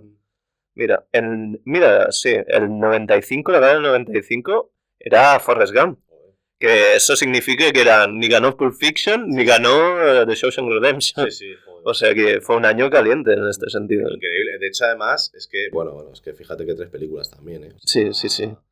Mira, curioso, o sea, también Cadena Perpetua, uno de estos relatos de Stephen King. Sí, era como de estos, como los Dollar Boys, ¿no? Que vendió la licencia por $1 y acabó saliendo Shawshank Redemption con Frank Darabont. En ese libro, en el libro que se llama Las 4 estaciones, los relatos que están ahí son, o sea, se adaptaron 3 de los 4 relatos que hay y son Cuenta conmigo, Verano de corrupción, Cadena Perpetua y uno que nunca se ha adaptado. O sea, pero es como, fíjate que 3 películas bastante cañeras, o sea, muy, muy buenas. Sí. Y, joder, fíjate qué años, que bueno, es que hablando de películas rompedoras, lo que supuso Pulp Fiction en su momento, sí. Pero esto qué coño es, o sea, es que era un alucine ver, o sea, más allá incluso de los, ¿no? de los tiempos en los actos en los que está ejecutada Pulp Fiction, aquello era tan rompedor y tan innovador, porque lo cierto es que casi nadie había visto Reservoir Dogs, por lo menos en España Reservoir Dogs no se conocía. De hecho, Reservoir Dogs se conoció mucho más a raíz de Pulp Fiction que realmente que fuera un poco en orden, ¿no? O sea, el boom vino con Pulp Fiction en los cines. Yo es que sobre todo veo esos años y pienso en la nostalgia que me da el cine mainstream. O sea, fíjate que 3 películas súper taquillazos, súper bombazos míticos. Bombazos míticos y no veo que ninguna película... O sea, quiero decir, puedo ver algunas películas que están más cerca de de lo independiente que puedan intentar hacer algo parecido a eso, pero veo muy pocas películas mainstream que realmente se planteen hacer lo que hacía Tarantino en Pulp Fiction. Sí. O ya ni siquiera un Forrest Gump, ¿no? Ni siquiera Forrest Gump. No. O ya un Shawshank, es que eso ya es una obra maestra de otro calibre, ¿no? Sí. Pero un Forrest Gump, que dices, tampoco es una película tan loca, y es, se me ha olvidado, el CMX, el de Regreso al Futuro, ¿no? Que era CMX el que hace un par de años hizo la película esta con IA, de los señores mayores con Tom Hanks. Sí, hizo... No la he visto, la que pasa en una habitación, que son... Sí. Pues no la he visto, la verdad. Sí, yo tampoco tengo mucha opinión. Es decir, usan IA para hacerlos parecer más viejos. Ya está, eso es todo. Sí, no sé, parecía como... ¿Cómo se llama? La de Linklater, esta que era la grabaron en 15 años. Momentos de una vida. Sí. Boyhood, ¿no? Sí, Boyhood, ¿no? Puede ser. Es como Boyhood, pero en vez de rodarla en 15 años lo han grabado en uno. Que solo vale, no sé. Ya, o sea, eso, bueno, es la típica que hay como estos directores, o sea, se nota en cierto sentido también el cansancio que yo supongo que tienen todos los de esta época, que incluso, fíjate, en estos finales de los 70, o sea, mediados de los 70, principios de los 80, hay una cantidad de directores emblemáticos. O sea, obviamente los que surgen, ¿no? Pues eso, Lucas, Spielberg, luego eso, Brian De Palma, todos estos de las 3Cs, pero es que son directores, un porrón de directores con muchísimo caché, muchísima identidad, o sea, es decir, y yo creo que quizás hasta el... Claro, es que, por ejemplo, si tuviera que pensar cuál es el gran director o el gran director a nivel de autor actualmente... A nivel mainstream, que sería Christopher Nolan, que tampoco es un tío que me parezca... Muy autorial. Muy autorial, o sea, es un tío tirando a frío, que sí, es un tío para mí ha hecho películas increíbles. Un técnico súper bueno. Efectivamente. Pero no como gran autor tampoco, ¿no? Wes Anderson, que también mueve mucho mainstream, pero... Claro, pero ya está muy bien y muy del indie también, entonces al final es como que me cuesta ver eso, ¿no? Que quizás estamos un poco en lo que definía... el Alejandro G. Calvo de Sensacine, que decía, llamaba película de algoritmo a las películas de ahora, ¿no? En plan de, mira, cogemos esto y esto, hablaba de la última de Jurassic Park, esta que está por estrenarse, y dices, ¿qué es eso? Es que es peli de algoritmo, es como, mira, tiene que tener estos checks y le va a gustar a la gente y no sé qué. Y al final con eso lo que perdemos es un poco la identidad y la personalidad de los otros. Entonces, también entiendo que esa gente que lleva desde, pues eso, ¿no? Scorsese, que lleva haciendo cine toda la vida, pues oye, es de agradecer que siga haciendo cosas, pero entiendo que tampoco le apetece hacer otro uno de los nuestros, por así decirlo. Sí, ¿no? sí, con sus 90 años ya. Claro. No. Y aún así nos ha dado el Lobo de Wall Street hace relativamente poco, que son... ¿Es desde 2011? Sí, claro, ya hace... poco son 10 años, ¿no? O sea, es como, claro. Sí. Ahora 10 o 12 años, ¿no? Sí, del 2013. 2013, pues, o sea, pues eso, 12 años. Ahí bueno, sí. Pero bueno, que al final, pues entiendo que es... Pero creo que falta ese relevo y que también... no sé si realmente el cine en el estado en el que está ahora puede permitirse hacer ese relevo, porque no sé si las audiencias ya se han acostumbrado demasiado a la fórmula como para plantear eso, ¿no? Un Forrest Gump o un... Sí, también pensar en cómo cambiar la venta de distribución, ¿no? En las plataformas y en todo esto. En Netflix piden a los guionistas, ¿no? Que los personajes hablen sobre lo que hacen, ¿no? Que es como la antítesis del cine mudo, ¿no? Es increíble, Eso es increíble, pero es que, claro, cuando la gente ve cine con el móvil, que es una cosa terrible, ¿no? Es que, claro, es que la gente se pierde. Es como, ya, pues bueno, es que... Sí. Yo en eso soy muy fan que es otra de mis pasiones, que es David Simon, y The Wire sobre todo. Claro, The Wire era una cosa que ya incluso para el 2002 era densísima y compleja, y decían, no, es que la gente no se entera. Y, no, hablaban del average viewer y él dijo, fuck the average viewer, ¿no? Es como, a mí me da igual que la gente no se entere, yo vengo aquí a contar esta historia sobre el problema de las drogas y demás. Y creo que hay un punto también en el que si no volvemos a eso, realmente lo que vamos a ver son iteraciones de séptimas y octavas y novenas y décimas iteraciones de películas que antes, eso por ejemplo en el slasher sí que se permitía, porque era en plan de, bueno, ya está, aparte, si ves alguna de la continuidad de Pesadilla en Elm Street, Viernes 13 o no sé qué, bueno, Viernes 13 es una locura, es como, no, aquí no sale, creo que es en Viernes 13, no, es en Halloween 2, que no sale Mike Myers, es como otra historia que no tiene nada que ver, como si fuera una especie de antología. Y luego ya en la 3 vuelve a salir Mike Myers. Es como de... Bueno, pues era esto, ¿no? Se permitía esta locura. Y... Sí, que además la última escena esta que hay de Pesadilla en Elm Street, la primera, que es como matan a Freddy Krueger y meten un corte que sale de casa y hay como la escena como en el coche y que le sale y coge a la madre y tal, que esa la metieron porque la productora dice, ¿cómo que vas a matar a Freddy Krueger? Claro. Que aquí tenemos que hacer 4 películas más, como escriben, ¿sabes? Sí. Y bueno, ya han hecho, no 4, no sé cuántas habrán hecho, pero yo creo que deben llevar 7 o así. De hecho, incluso hicieron Freddy vs. Jason, que es una engañifa, porque el Freddy vs. Jason dura 5 minutos. Sí. Siempre molan estas películas, ¿no? El Alien vs. Predator, Godzilla contra Kong, Freddy vs. Jason. Sí. Que todo es fallido, entonces ahí al final no acaba de funcionar bien.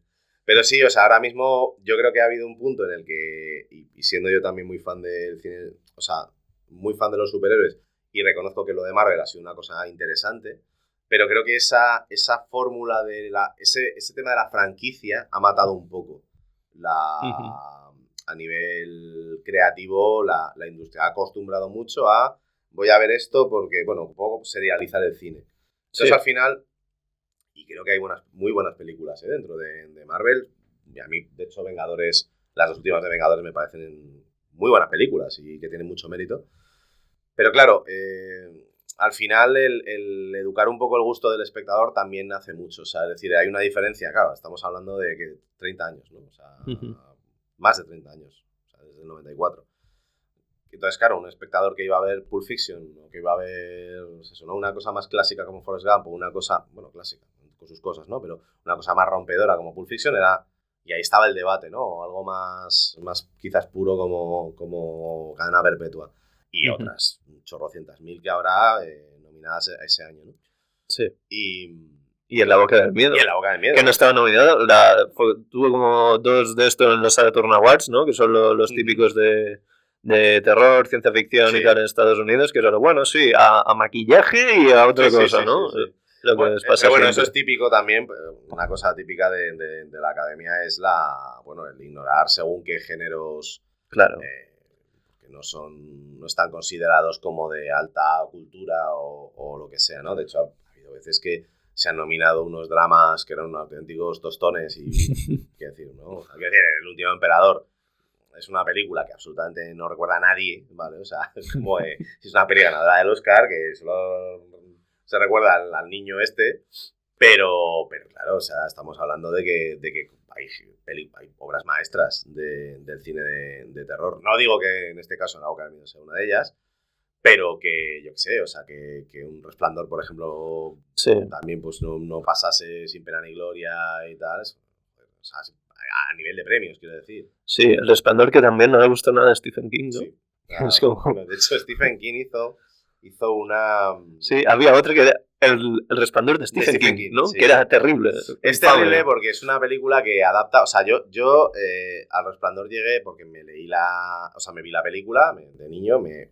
ultra acojo, ¿no? O sea, de hecho es de las películas que mejor... O sea, que para mí mejor reflejan eso, lo que para mí es el cine de terror. De hecho, diría que es la mejor, a nivel de calidad cinematográfica, la mejor película de terror. Y entonces me leí la novela. La novela es genial, es buenísima, ¿no? O sea, es una historia de terror gótico actualizada en la línea esta del fantástico cotidiano, ¿no?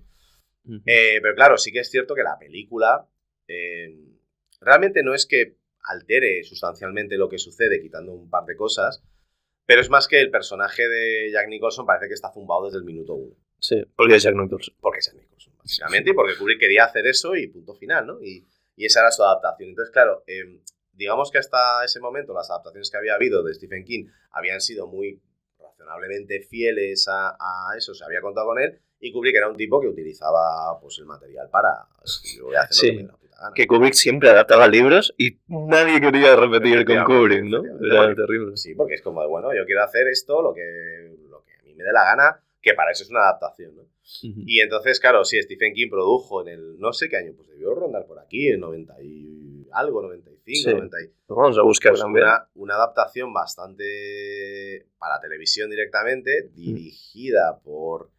Es que no me sale el nombre del tipo. Es uno... un experto, vamos, un tipo que ya dirigió otras pelis de directas a televisión de Stephen King. Y entonces ya tenía pues como le tenía cogida la medida. Creo que es el tipo que... Mick Garris, creo que es. Dave Garris, bueno, no sé cómo se llama. Este tío también creo que me suena que es el mismo que hizo la adaptación de Apocalipsis, que es, bueno, otra cosa así un poco endeble y tal. Sí, Mick Garris. Mick Garris. Entonces hicieron esta adaptación de Resplandor, que es, bueno, coger prácticamente todos los elementos de la novela, incluyendo cosas que son muy difíciles de adaptar. O sea, en la novela hay un momento muy terrorífico en el que te cuentan que hay un laberinto, o sea, no hay un laberinto de setos, hay unos setos con forma de animales. Entonces, claro, en el libro funciona muy bien porque el chaval se da la vuelta y de repente ve que los setos han cambiado de posición. Es algo muy guay para hacer en una novela, pero en aquel momento, en el, no sé de qué año es el Resplandor. Sí, esta, la nueva y actualizada de Stephen King, era en 97. 97, claro. Entonces, pues por ejemplo, otra cosa que hizo es, Kubrick coge a Shelley Duvall.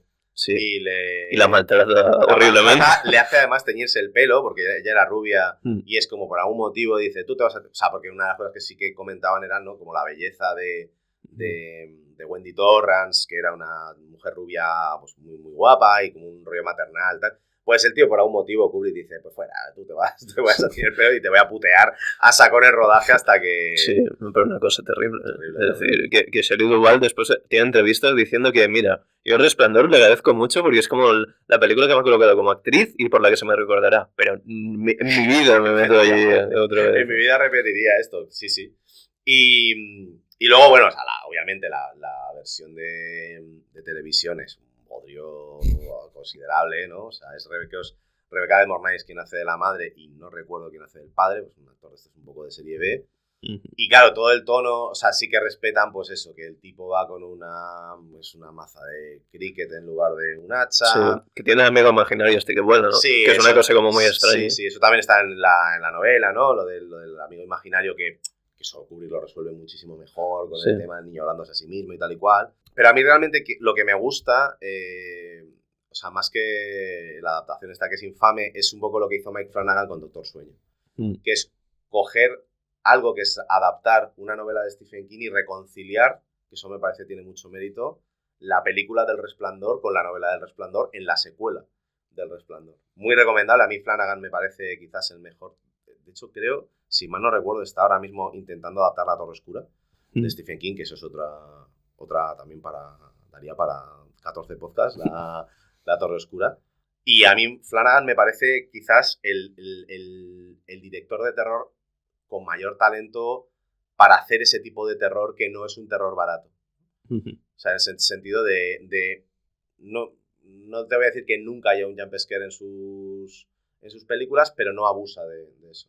De hecho, tiene una serie en Netflix que no funciona muy bien, pero a mí me gustó mucho, que se llama El Club de Medianoche, en la que un grupo de chavales se juntan y cuentan historias. Entonces hay un momento que hay una chica que está contando una historia en la que cada 5 minutos hay un jump scare. Entonces, claro, tú lo estás viendo, cada vez que lo cuentan, lo estás viendo pues cinematográficamente, pero hay un momento en el que uno dice, joder, deja de pegar sustos, ¿qué estás intentando contar, no? Que lo que estás haciendo es molestarme más que asustarme, ¿no? Y en ese sentido juega muy bien con eso, porque creo que ese es otro de los males también de lo que ahí tendríamos que ir, ¿no? A qué es el terror, ¿no? Sí.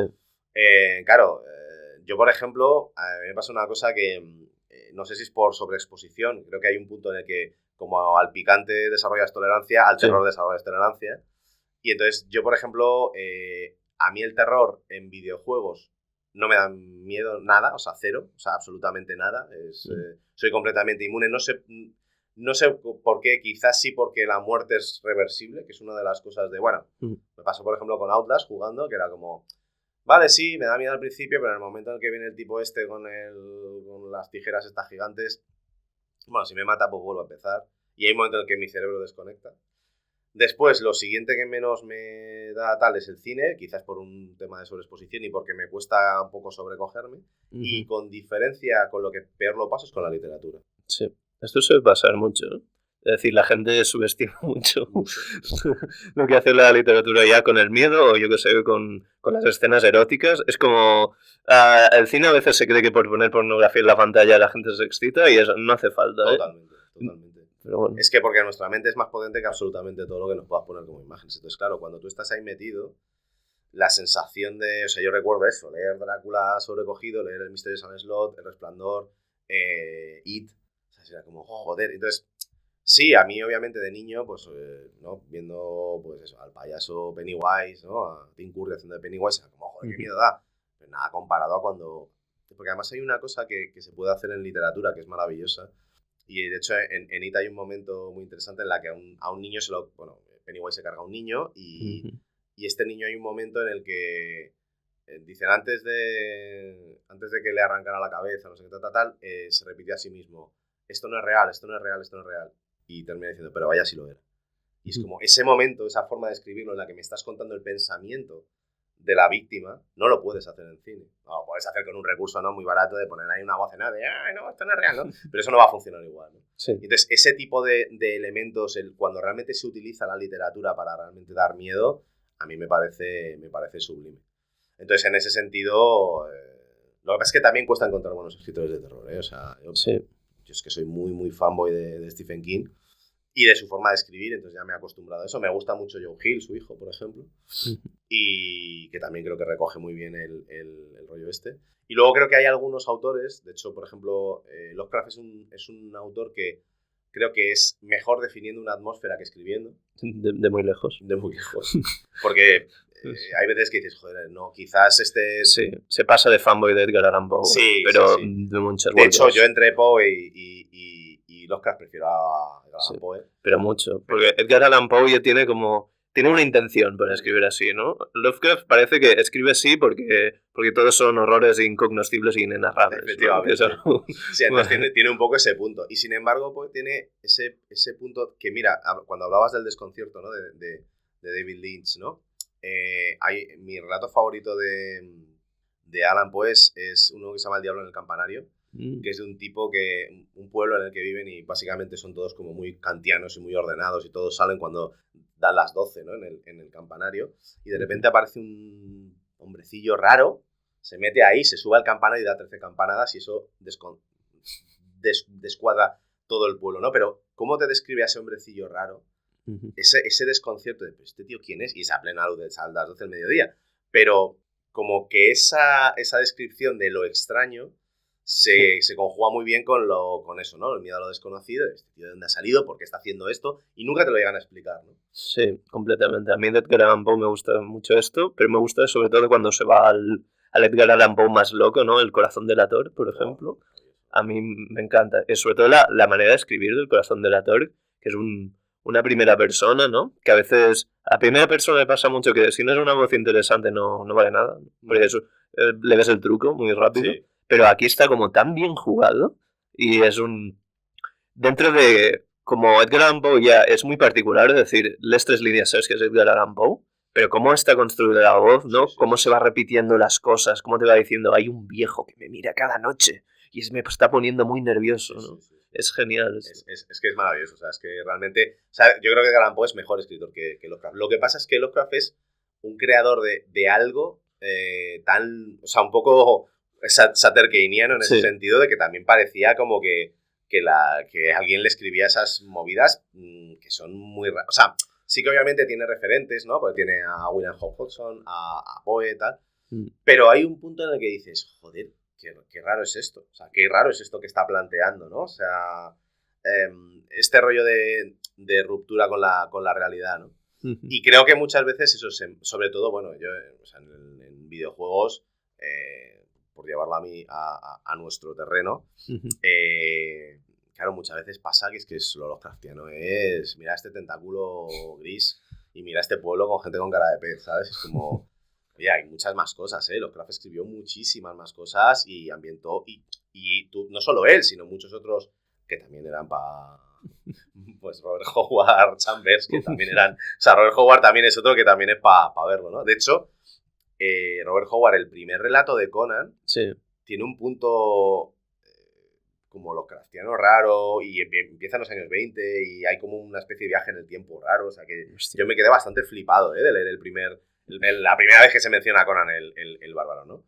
Y también, claro, todos estos al final hacían una especie de mundo raro en el que no se describe nada, pero se dan pinceladas de varias cosas, que me parece también muy interesante y muy evocador para el terror, ¿no? Muchas veces el terror creo que la sobreexplicación le mata.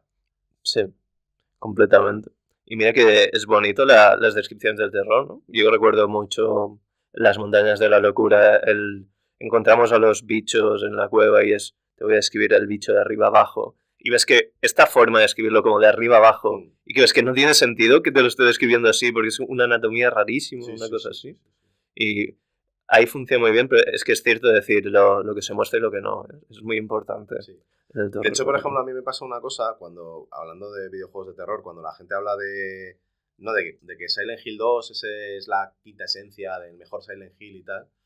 Y claro, a mí me pasa con Silent Hill 2 que hay un momento, spoiler, si no lo habéis jugado, saltaos esta parte, en la que al final del juego te explica lo que ha pasado, ¿no? Y es como vas por un pasillo y te dicen, mira, pues pasó esto y esto. Que esto entiendo que a veces se haga, ¿eh? Y a veces lo hemos tenido que hacer nosotros en algún juego porque para asegurarte de que la gente se entera de... Sí, el final de Call of Duty. El final de Call of Duty es literalmente, es como, bueno, mira, si no has entendido lo que ha pasado esto, ¿vale? Sí, no, para el señor del fondo, ¿no? Sí, un poco eso, ¿no? Pero claro, en el terror al final, ese punto de que tiene Silent Hill 1, de que tú lo terminas y dices, ¿pero qué ha pasado? Sí. Silent Hill 1 tiene mucho también de Stephen King, mucho de Lynch, mucho de Dean Koontz. O sea, coge ahí como también todo ese terror y te lo lleva encima al videojuego, ¿no? Sí. Y claro, cuando ahí en Silent Hill 2 me decían, no, mira, resulta que le pasó a este señor que su mujer se murió y entonces no sé... Y era como, ya, tío, pero es que esto no hace falta que me lo cuentes, ¿sabes? Más o menos lo podía inferir por lo... O prefería hacerme mi película de qué es lo que ha pasado o lo que sea, ¿no? Entonces, en el terror muchas veces eso, o sea, tienes que elegir, porque te mueves en esa delgada línea entre quiero que todo el mundo entienda lo que ha pasado o bueno, el extremo que sería David Lynch, a mí o sea, aquí esto... Sí, disfruta de esto e intenta ver si quieres tú reconstruir esto, porque además David Lynch siempre ha dicho que todas sus películas tienen sentido. Claro, muchísimo. Inland Empire, sobre todo. Claro, sí, aquí, tal, fácilmente, se sigue rápido, sí. Me recuerdo mucho a Inland Empire también, en La Boca del Miedo, cuando arranca el póster de la pared, es la puerta esta que abre y que sube y como que le hace una entrevista que no tiene ningún tipo de sentido, ¿no? Que es como ella hablando y un señor así fumando, mirando. Ah, sí. Pues ahí era bastante lynchiano cada vez que veía el callejón. Es que, no, la verdad es que está muy bien eso, todos los elementos que realmente conjuga, cómo los consigue unir y cómo consigue hacer que sean reconocibles dentro de lo que decíamos, ¿no? De que te dice, mira, esto es un pueblo de Stephen King, que ya sabes lo que es esto. No te voy a tener que explicar que el padre vino y no, ya está, es un pueblo de Stephen King, ¿vale? Y esta es una señora chunga que tiene luego tentáculos y no sé qué historias, y este cuadro de repente... Sí, se convierte como en bichos Lovecraftianos, ¿no? En bichos Lovecraftianos. Un cuadro que colgaría yo en mi comedor. De hecho, no es en esta película en la que hay... Es que no lo sé, no sé si me estoy liando con otra. Si hay una película en la que hay una mujer con un niño cerca de un pozo y dice, parece que lo va a tirar, no sé qué, es que no sé si me estoy... ¿En La Boca del Miedo no? En La Boca del Miedo no. No sé de qué película o juego o lo que sea me he sacado esto. Pero sí, o sea, todo este juego es súper interesante. Y me da un poco de pena también, quizás jugando a Alan Wake 2, que es un juego que más o menos... Bueno, los de Remedy son particulares, ¿eh? Sí. Es un poco género de Remedy, cogen cosas de varios sitios. Sí. Y igual que le pasa un poco a Control, que tiene cosas interesantes y te plantea... Sí, y un gran doblaje en español. Bueno, Ati, el conserje, es una buena persona. Madre mía, no, bueno, eso es increíble. Ese doblaje es para... Sí, es para estudiar. Es para estudiarlo, porque es como de, Dios mío, ¿quién ha doblado esto? ¿Sabes? O sea, es terrible. De hecho, yo empecé a jugar Control con el doblaje en español un poco por la coña y lo quité porque dijo, es que esto no es... O sea, llega un momento en que deja de ser divertido y empieza a ser doloroso. Esto es terrible. Sí. Pero esto que hablábamos de Control, ¿no? A mí me pasaba un poco en Control, aparte de que hacen la de explicártelo al final, porque eso nos ha costado mucho dinero en el juego, no podemos permitirnos Sí. que no te enteres, pero también que era un poco, no sé, a medio gas, ¿no? Sí. Siempre lo encontré muy así. Yo lo que creo es que es un juego que tiene una economía de recursos muy interesante en la que los tíos dicen, vale, con lo que tenemos construido del Quantum Break, creo que se llamaba el juego anterior, ¿qué podríamos hacer con un coste relativamente pequeño? Y esa parte en la que economizan eso me parece genial, porque es como de, bueno, construyen una especie de edificio, es un Metroidvania, vas yendo por sitios, lo que está poseído son objetos, una nevera que si la mira no sé qué. O sea, me pareció un recurso muy, muy curioso y muy inteligente para con poquito hacer algo. Sin embargo, de Alan Wake 2 tenía muchas expectativas puestas por el tema del meta, que creo que es una cosa que se apunta muy bien al final de Alan Wake 1, que para mí es lo mejor de Alan Wake. O sea, Alan Wake 1 es un juego, esencialmente un juego de acción, ¿vale? O sea, con combate en la que intenta también tirar por el rollo este, ¿no? Del escritor, el autor, la ficción y tal. Pero desde mi punto de vista no llega a aterrizar nunca nada realmente interesante, porque la mecánica principal del gameplay es voy apuntando con la linterna y disparando, o sea, es tal cual. Y en Alan Wake 2 tiene el tema este de las dos historias y bueno, la historia dentro de la historia y no sé qué y tal, pero al final me acabó pareciendo algo que se quedaba tan... O sea, que la potencialidad que tenía Alan Wake, sobre todo con el tema de estás jugando con un escritor, no te puedes modificar, en teoría, ¿no? La ficción en la que está Alan Wake. Pero es una modificación muy, muy leve, muy... Bueno, ¿no? Aquí era una historia de detectives, aquí hay unos cultistas, aquí no sé qué, entonces, bueno, se cambia que de repente un barril está puesto en un sitio y puedes pasar. Entonces, claro, eso tampoco es una cosa que digas... Creo que hay un DLC que se llama Night Springs, que al parecer está muy bien y que sí que realmente explora un poco más los distintos formatos y la ficción y tal. Pero vamos, a mí es algo que realmente creo que es en videojuegos, sobre todo, con el tema de la interacción se puede explorar y se pueden hacer cosas muy, muy, muy chulas y muy interesantes, la verdad. Sí, completamente. Pues creo que ya hemos dicho como todo lo que hemos podido de En la boca del miedo, porque ya llevamos 30 minutos hablando de tres cosas, ¿no? Sí, sí, sí. O sea que si te parece bien, vamos un poco cerrando aquí. A modo de conclusión, pues, no sé, un poco lo que le preguntamos a todo el mundo que pasa por aquí. 4 películas favoritas de todos los tiempos. 4 películas favoritas de los tiempos, vale, venga. Me voy a decir las que creo las favoritas, las que más me gustan a mí. Diría Vértigo, de Alfred Hitchcock. ¿En qué posición de las 4? Para mí la 1, probablemente. Voy a decir Zodiac, de David Fincher. Tengo que ser honesto porque es la típica peli que siempre se me olvida decir, pero literalmente es una peli que veo cada año. Me encanta, me parece una obra maestra. Después diría que Indiana Jones y la última cruzada. Creo que quizás Indiana Jones iría la segunda y Zodiac iría la tercera. Y la cuarta un poco por añadir un detalle de color. Quizás no es la cuarta película que más me gusta, pero sí que me parece muy recomendable, me parece muy interesante. El Protegido de Night Shyamalan, que es una peli, también creo una peli de la que se podría hacer otro podcast muy interesante, porque me parece una subversión ahí de una película de superhéroes bastante poco al uso. Una peli que me sorprendió mucho cuando la vi en el cine, porque sobre todo veníamos del Sexto Sentido y todo pensaba que Shyamalan iba a hacer otra peli de plot twist. De plot twist la hizo, por supuesto, ¿no? Buena twist, como en Robot Chicken. Pero sí que me pareció muy buena esta, muy, muy chula y muy recomendable también Split. Múltiple creo que se llama en español. Sí. Muy buena y terriblemente mala Glass, que es la que cierra la trilogía, es un absoluto desastre. Y yo diría que esas 4 creo que tienen calidades bastante distintas. Sí que es cierto que si me preguntas cuál es la que considero la mejor película de la historia, pero no es una película que probablemente me viera un sábado por la tarde cuando no tengo nada que hacer, sería 2001, una odisea del espacio, me parece. Sí, es que 2001 es del 69, eso vale, ¿no? O sea, gracias, Kubrick. Y además lo que plantea, el objetivo de la película, a nivel de... No es una película de personajes, sino que es una película que trasciende a eso. Sí. O sea, creo que, es decir, probablemente hay películas de... O sea, casi cualquier película de Stanley Kubrick es casi seguro mejor que las 4 que he dicho, pero eso no significa que, de nuevo, gustos y criterios son cosas... Sí. Además que ninguna baja de 3 horas. Sí, efectivamente, son densitas. Sí, pues bueno, yo creo que nunca lo he hecho, pero si tengo que decir 4 películas favoritas por mi parte, diría que la primera es fácil, es 8,5, de Federico Fellini, porque a mí el blanco y negro siempre me gusta mucho, y creo que 8,5 es con la única película que he llorado, que es una comedia 8,5. Joder. Y es el final de 8,5. Yo veo al niño salir con la flauta y a los dos con la tuba y no puedo. Hostia, qué curioso, tío. No, yo soy muy llorón, ¿eh? Yo lloro con muchísimas películas. O sea, ¿solo has llorado con 8,5? Sí, es decir, hay películas que me he ido muy chungo a dormir, ¿no? Decir, tío, no me ha gustado lo que he visto, nada. Pero de esto de pasarlo mal viendo y de tener que secarme las lágrimas y tal, soy con 8,5. Qué gracioso.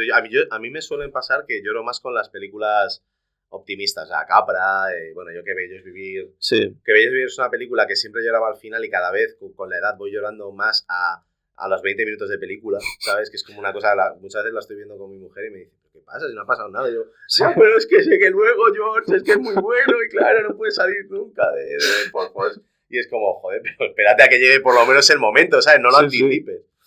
Sí, yo soy muy llorón con las películas y muy poco con los videojuegos, curiosamente. Los videojuegos no... Son 3 veces, recuerdo. Sí, como Frostpunk, ¿no? Frostpunk, efectivamente. Frostpunk, The Walking Dead y Final Fantasy XV, por algún motivo. O sea, el juego de tus colegas...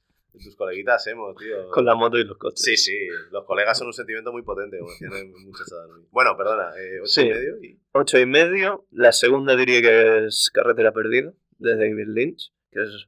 A mí David Lynch me gusta mucho, lo que pasa es que me da miedo. Y es como, si tengo que diferenciar, a mí Federico Fellini, por ejemplo, me da ganas de vivir, ¿no? Es como me salgo y digo, qué bonito es todo, ¿no? Y mira que tiene su parte rara de cojones. Pero... Y Los Highway me gusta mucho, pero es esto, ¿no? Es otra cosa. No me viene... cada tarde no quiero ver al señor ese del teléfono, ¿no? Por lo que sea. Normal. Después yo diría que en tercera por ahí es la película que yo pierdo con gusto, y es El Castillo Ambulante, de Hayao Miyazaki. Bueno, tampoco... O sea, sé que es muy buena, lo que pasa es perder el buen gusto en el sentido de decir, y es que esta casi no... Si tuviera que quemar todas las películas del universo y que solo quedase una... diría, adelante. Claro, ¿sabes? es que eso, ahí es donde realmente es curioso decir eso, las películas favoritas, porque puede ser que tú sepas que, o sea, yo qué sé, o sea, yo he dicho 4 y sé que El Padrino es mucho mejor que cualquiera de estas 4, pero bueno, quizás a lo mejor no, Vértigo es la única que está ahí siempre en las listas de la AFI y tal, ¿no? Pero al final hay un punto visceral de tío, es que me gusta mucho esto y no sé muy bien ni por qué, ¿no? Sí, es decir, no me parece que sea la mejor de Miyazaki. El viaje de Chihiro existe, La princesa Mononoke es una barbaridad. A mí me gusta Castillo. Que a mí me encanta. Fíjate que mi favorita de Miyazaki, bueno, mi favorita de Ghibli, bueno, favorita, a ver, o sea, solo la he visto una vez, pero me parece la mejor cinematográficamente, pero tela, es La tumba de las luciérnagas. Sí, pero esta es Takahata. Es Takahata, sí, o sea, digo, de Ghibli, bueno, de Ghibli, la que más me ha divertido es La guerra de los mapaches de Pompoco, que también es de Takahata, que es la leche.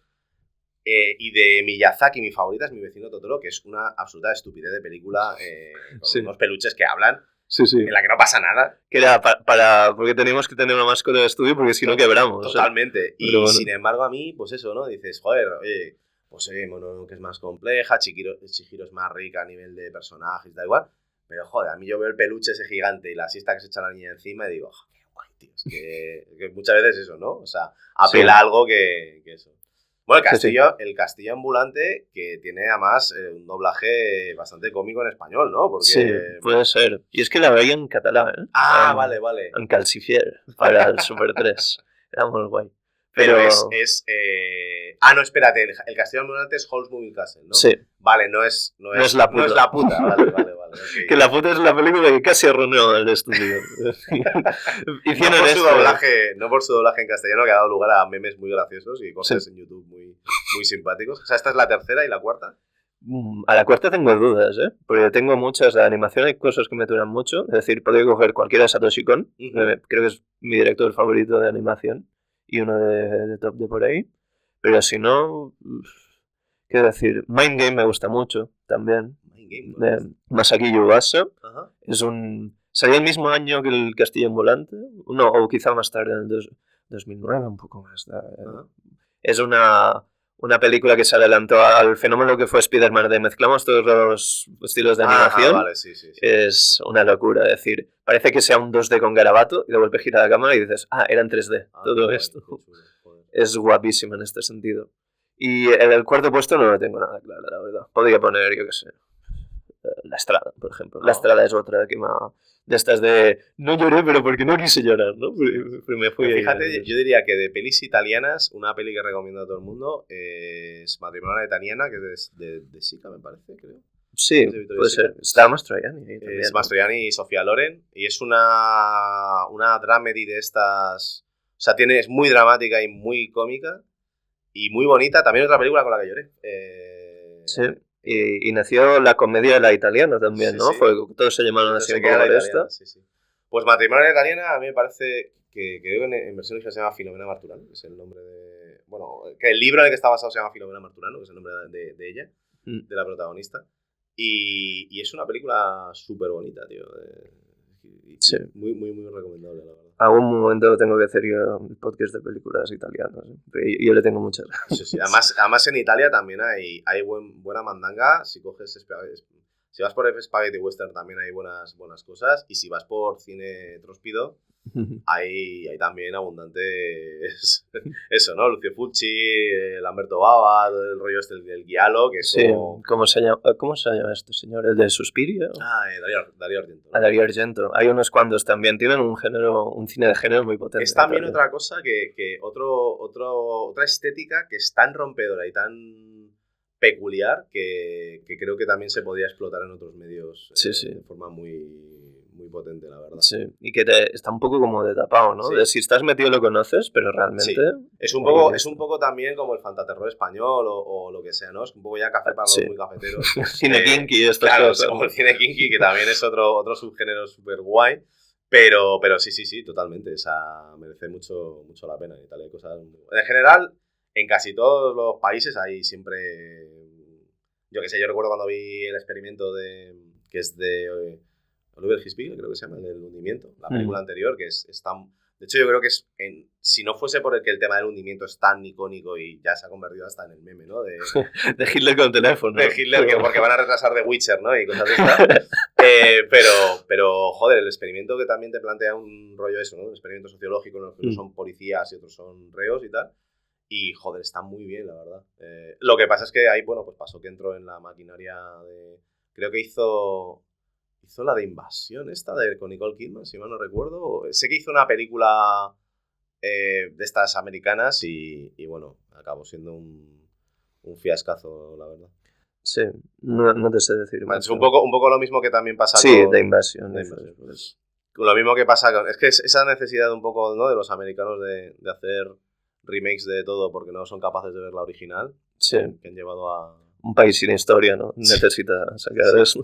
Sí, no, es como de, bueno, a cosas tan horribles como El secreto de sus ojos versión americana, que es como de, Dios mío, que no, sí. Por favor. ¿Qué está pasando por aquí? Ved la Argentina. Bueno, y con esto creo que llegamos al final. Muchas gracias, ¿no?, a quien nos haya escuchado desde casa, nuestros 3 oyentes. Pues yo encantado siempre de poder hablar, Alfredo, un placer la conversación que hemos tenido. Lo mismo digo, Neil, cuando quieras repetimos, está muy a gusto y muy interesante ahí hablar de todo esto, de La boca del miedo y de muchas otras cosas que hemos hablado al final. Sí. Tengo que mirar el metraje al final a ver cuántos ratos ha sido en La boca del miedo. Pondré los cortes estos de YouTube para que se vean, ¿no?, en La boca del miedo. Sí, y esto, otras cosas, ¿no? Sí, el cajón terror y otras cosas. Genial, pues nada, muchas gracias y nos vemos en el siguiente episodio.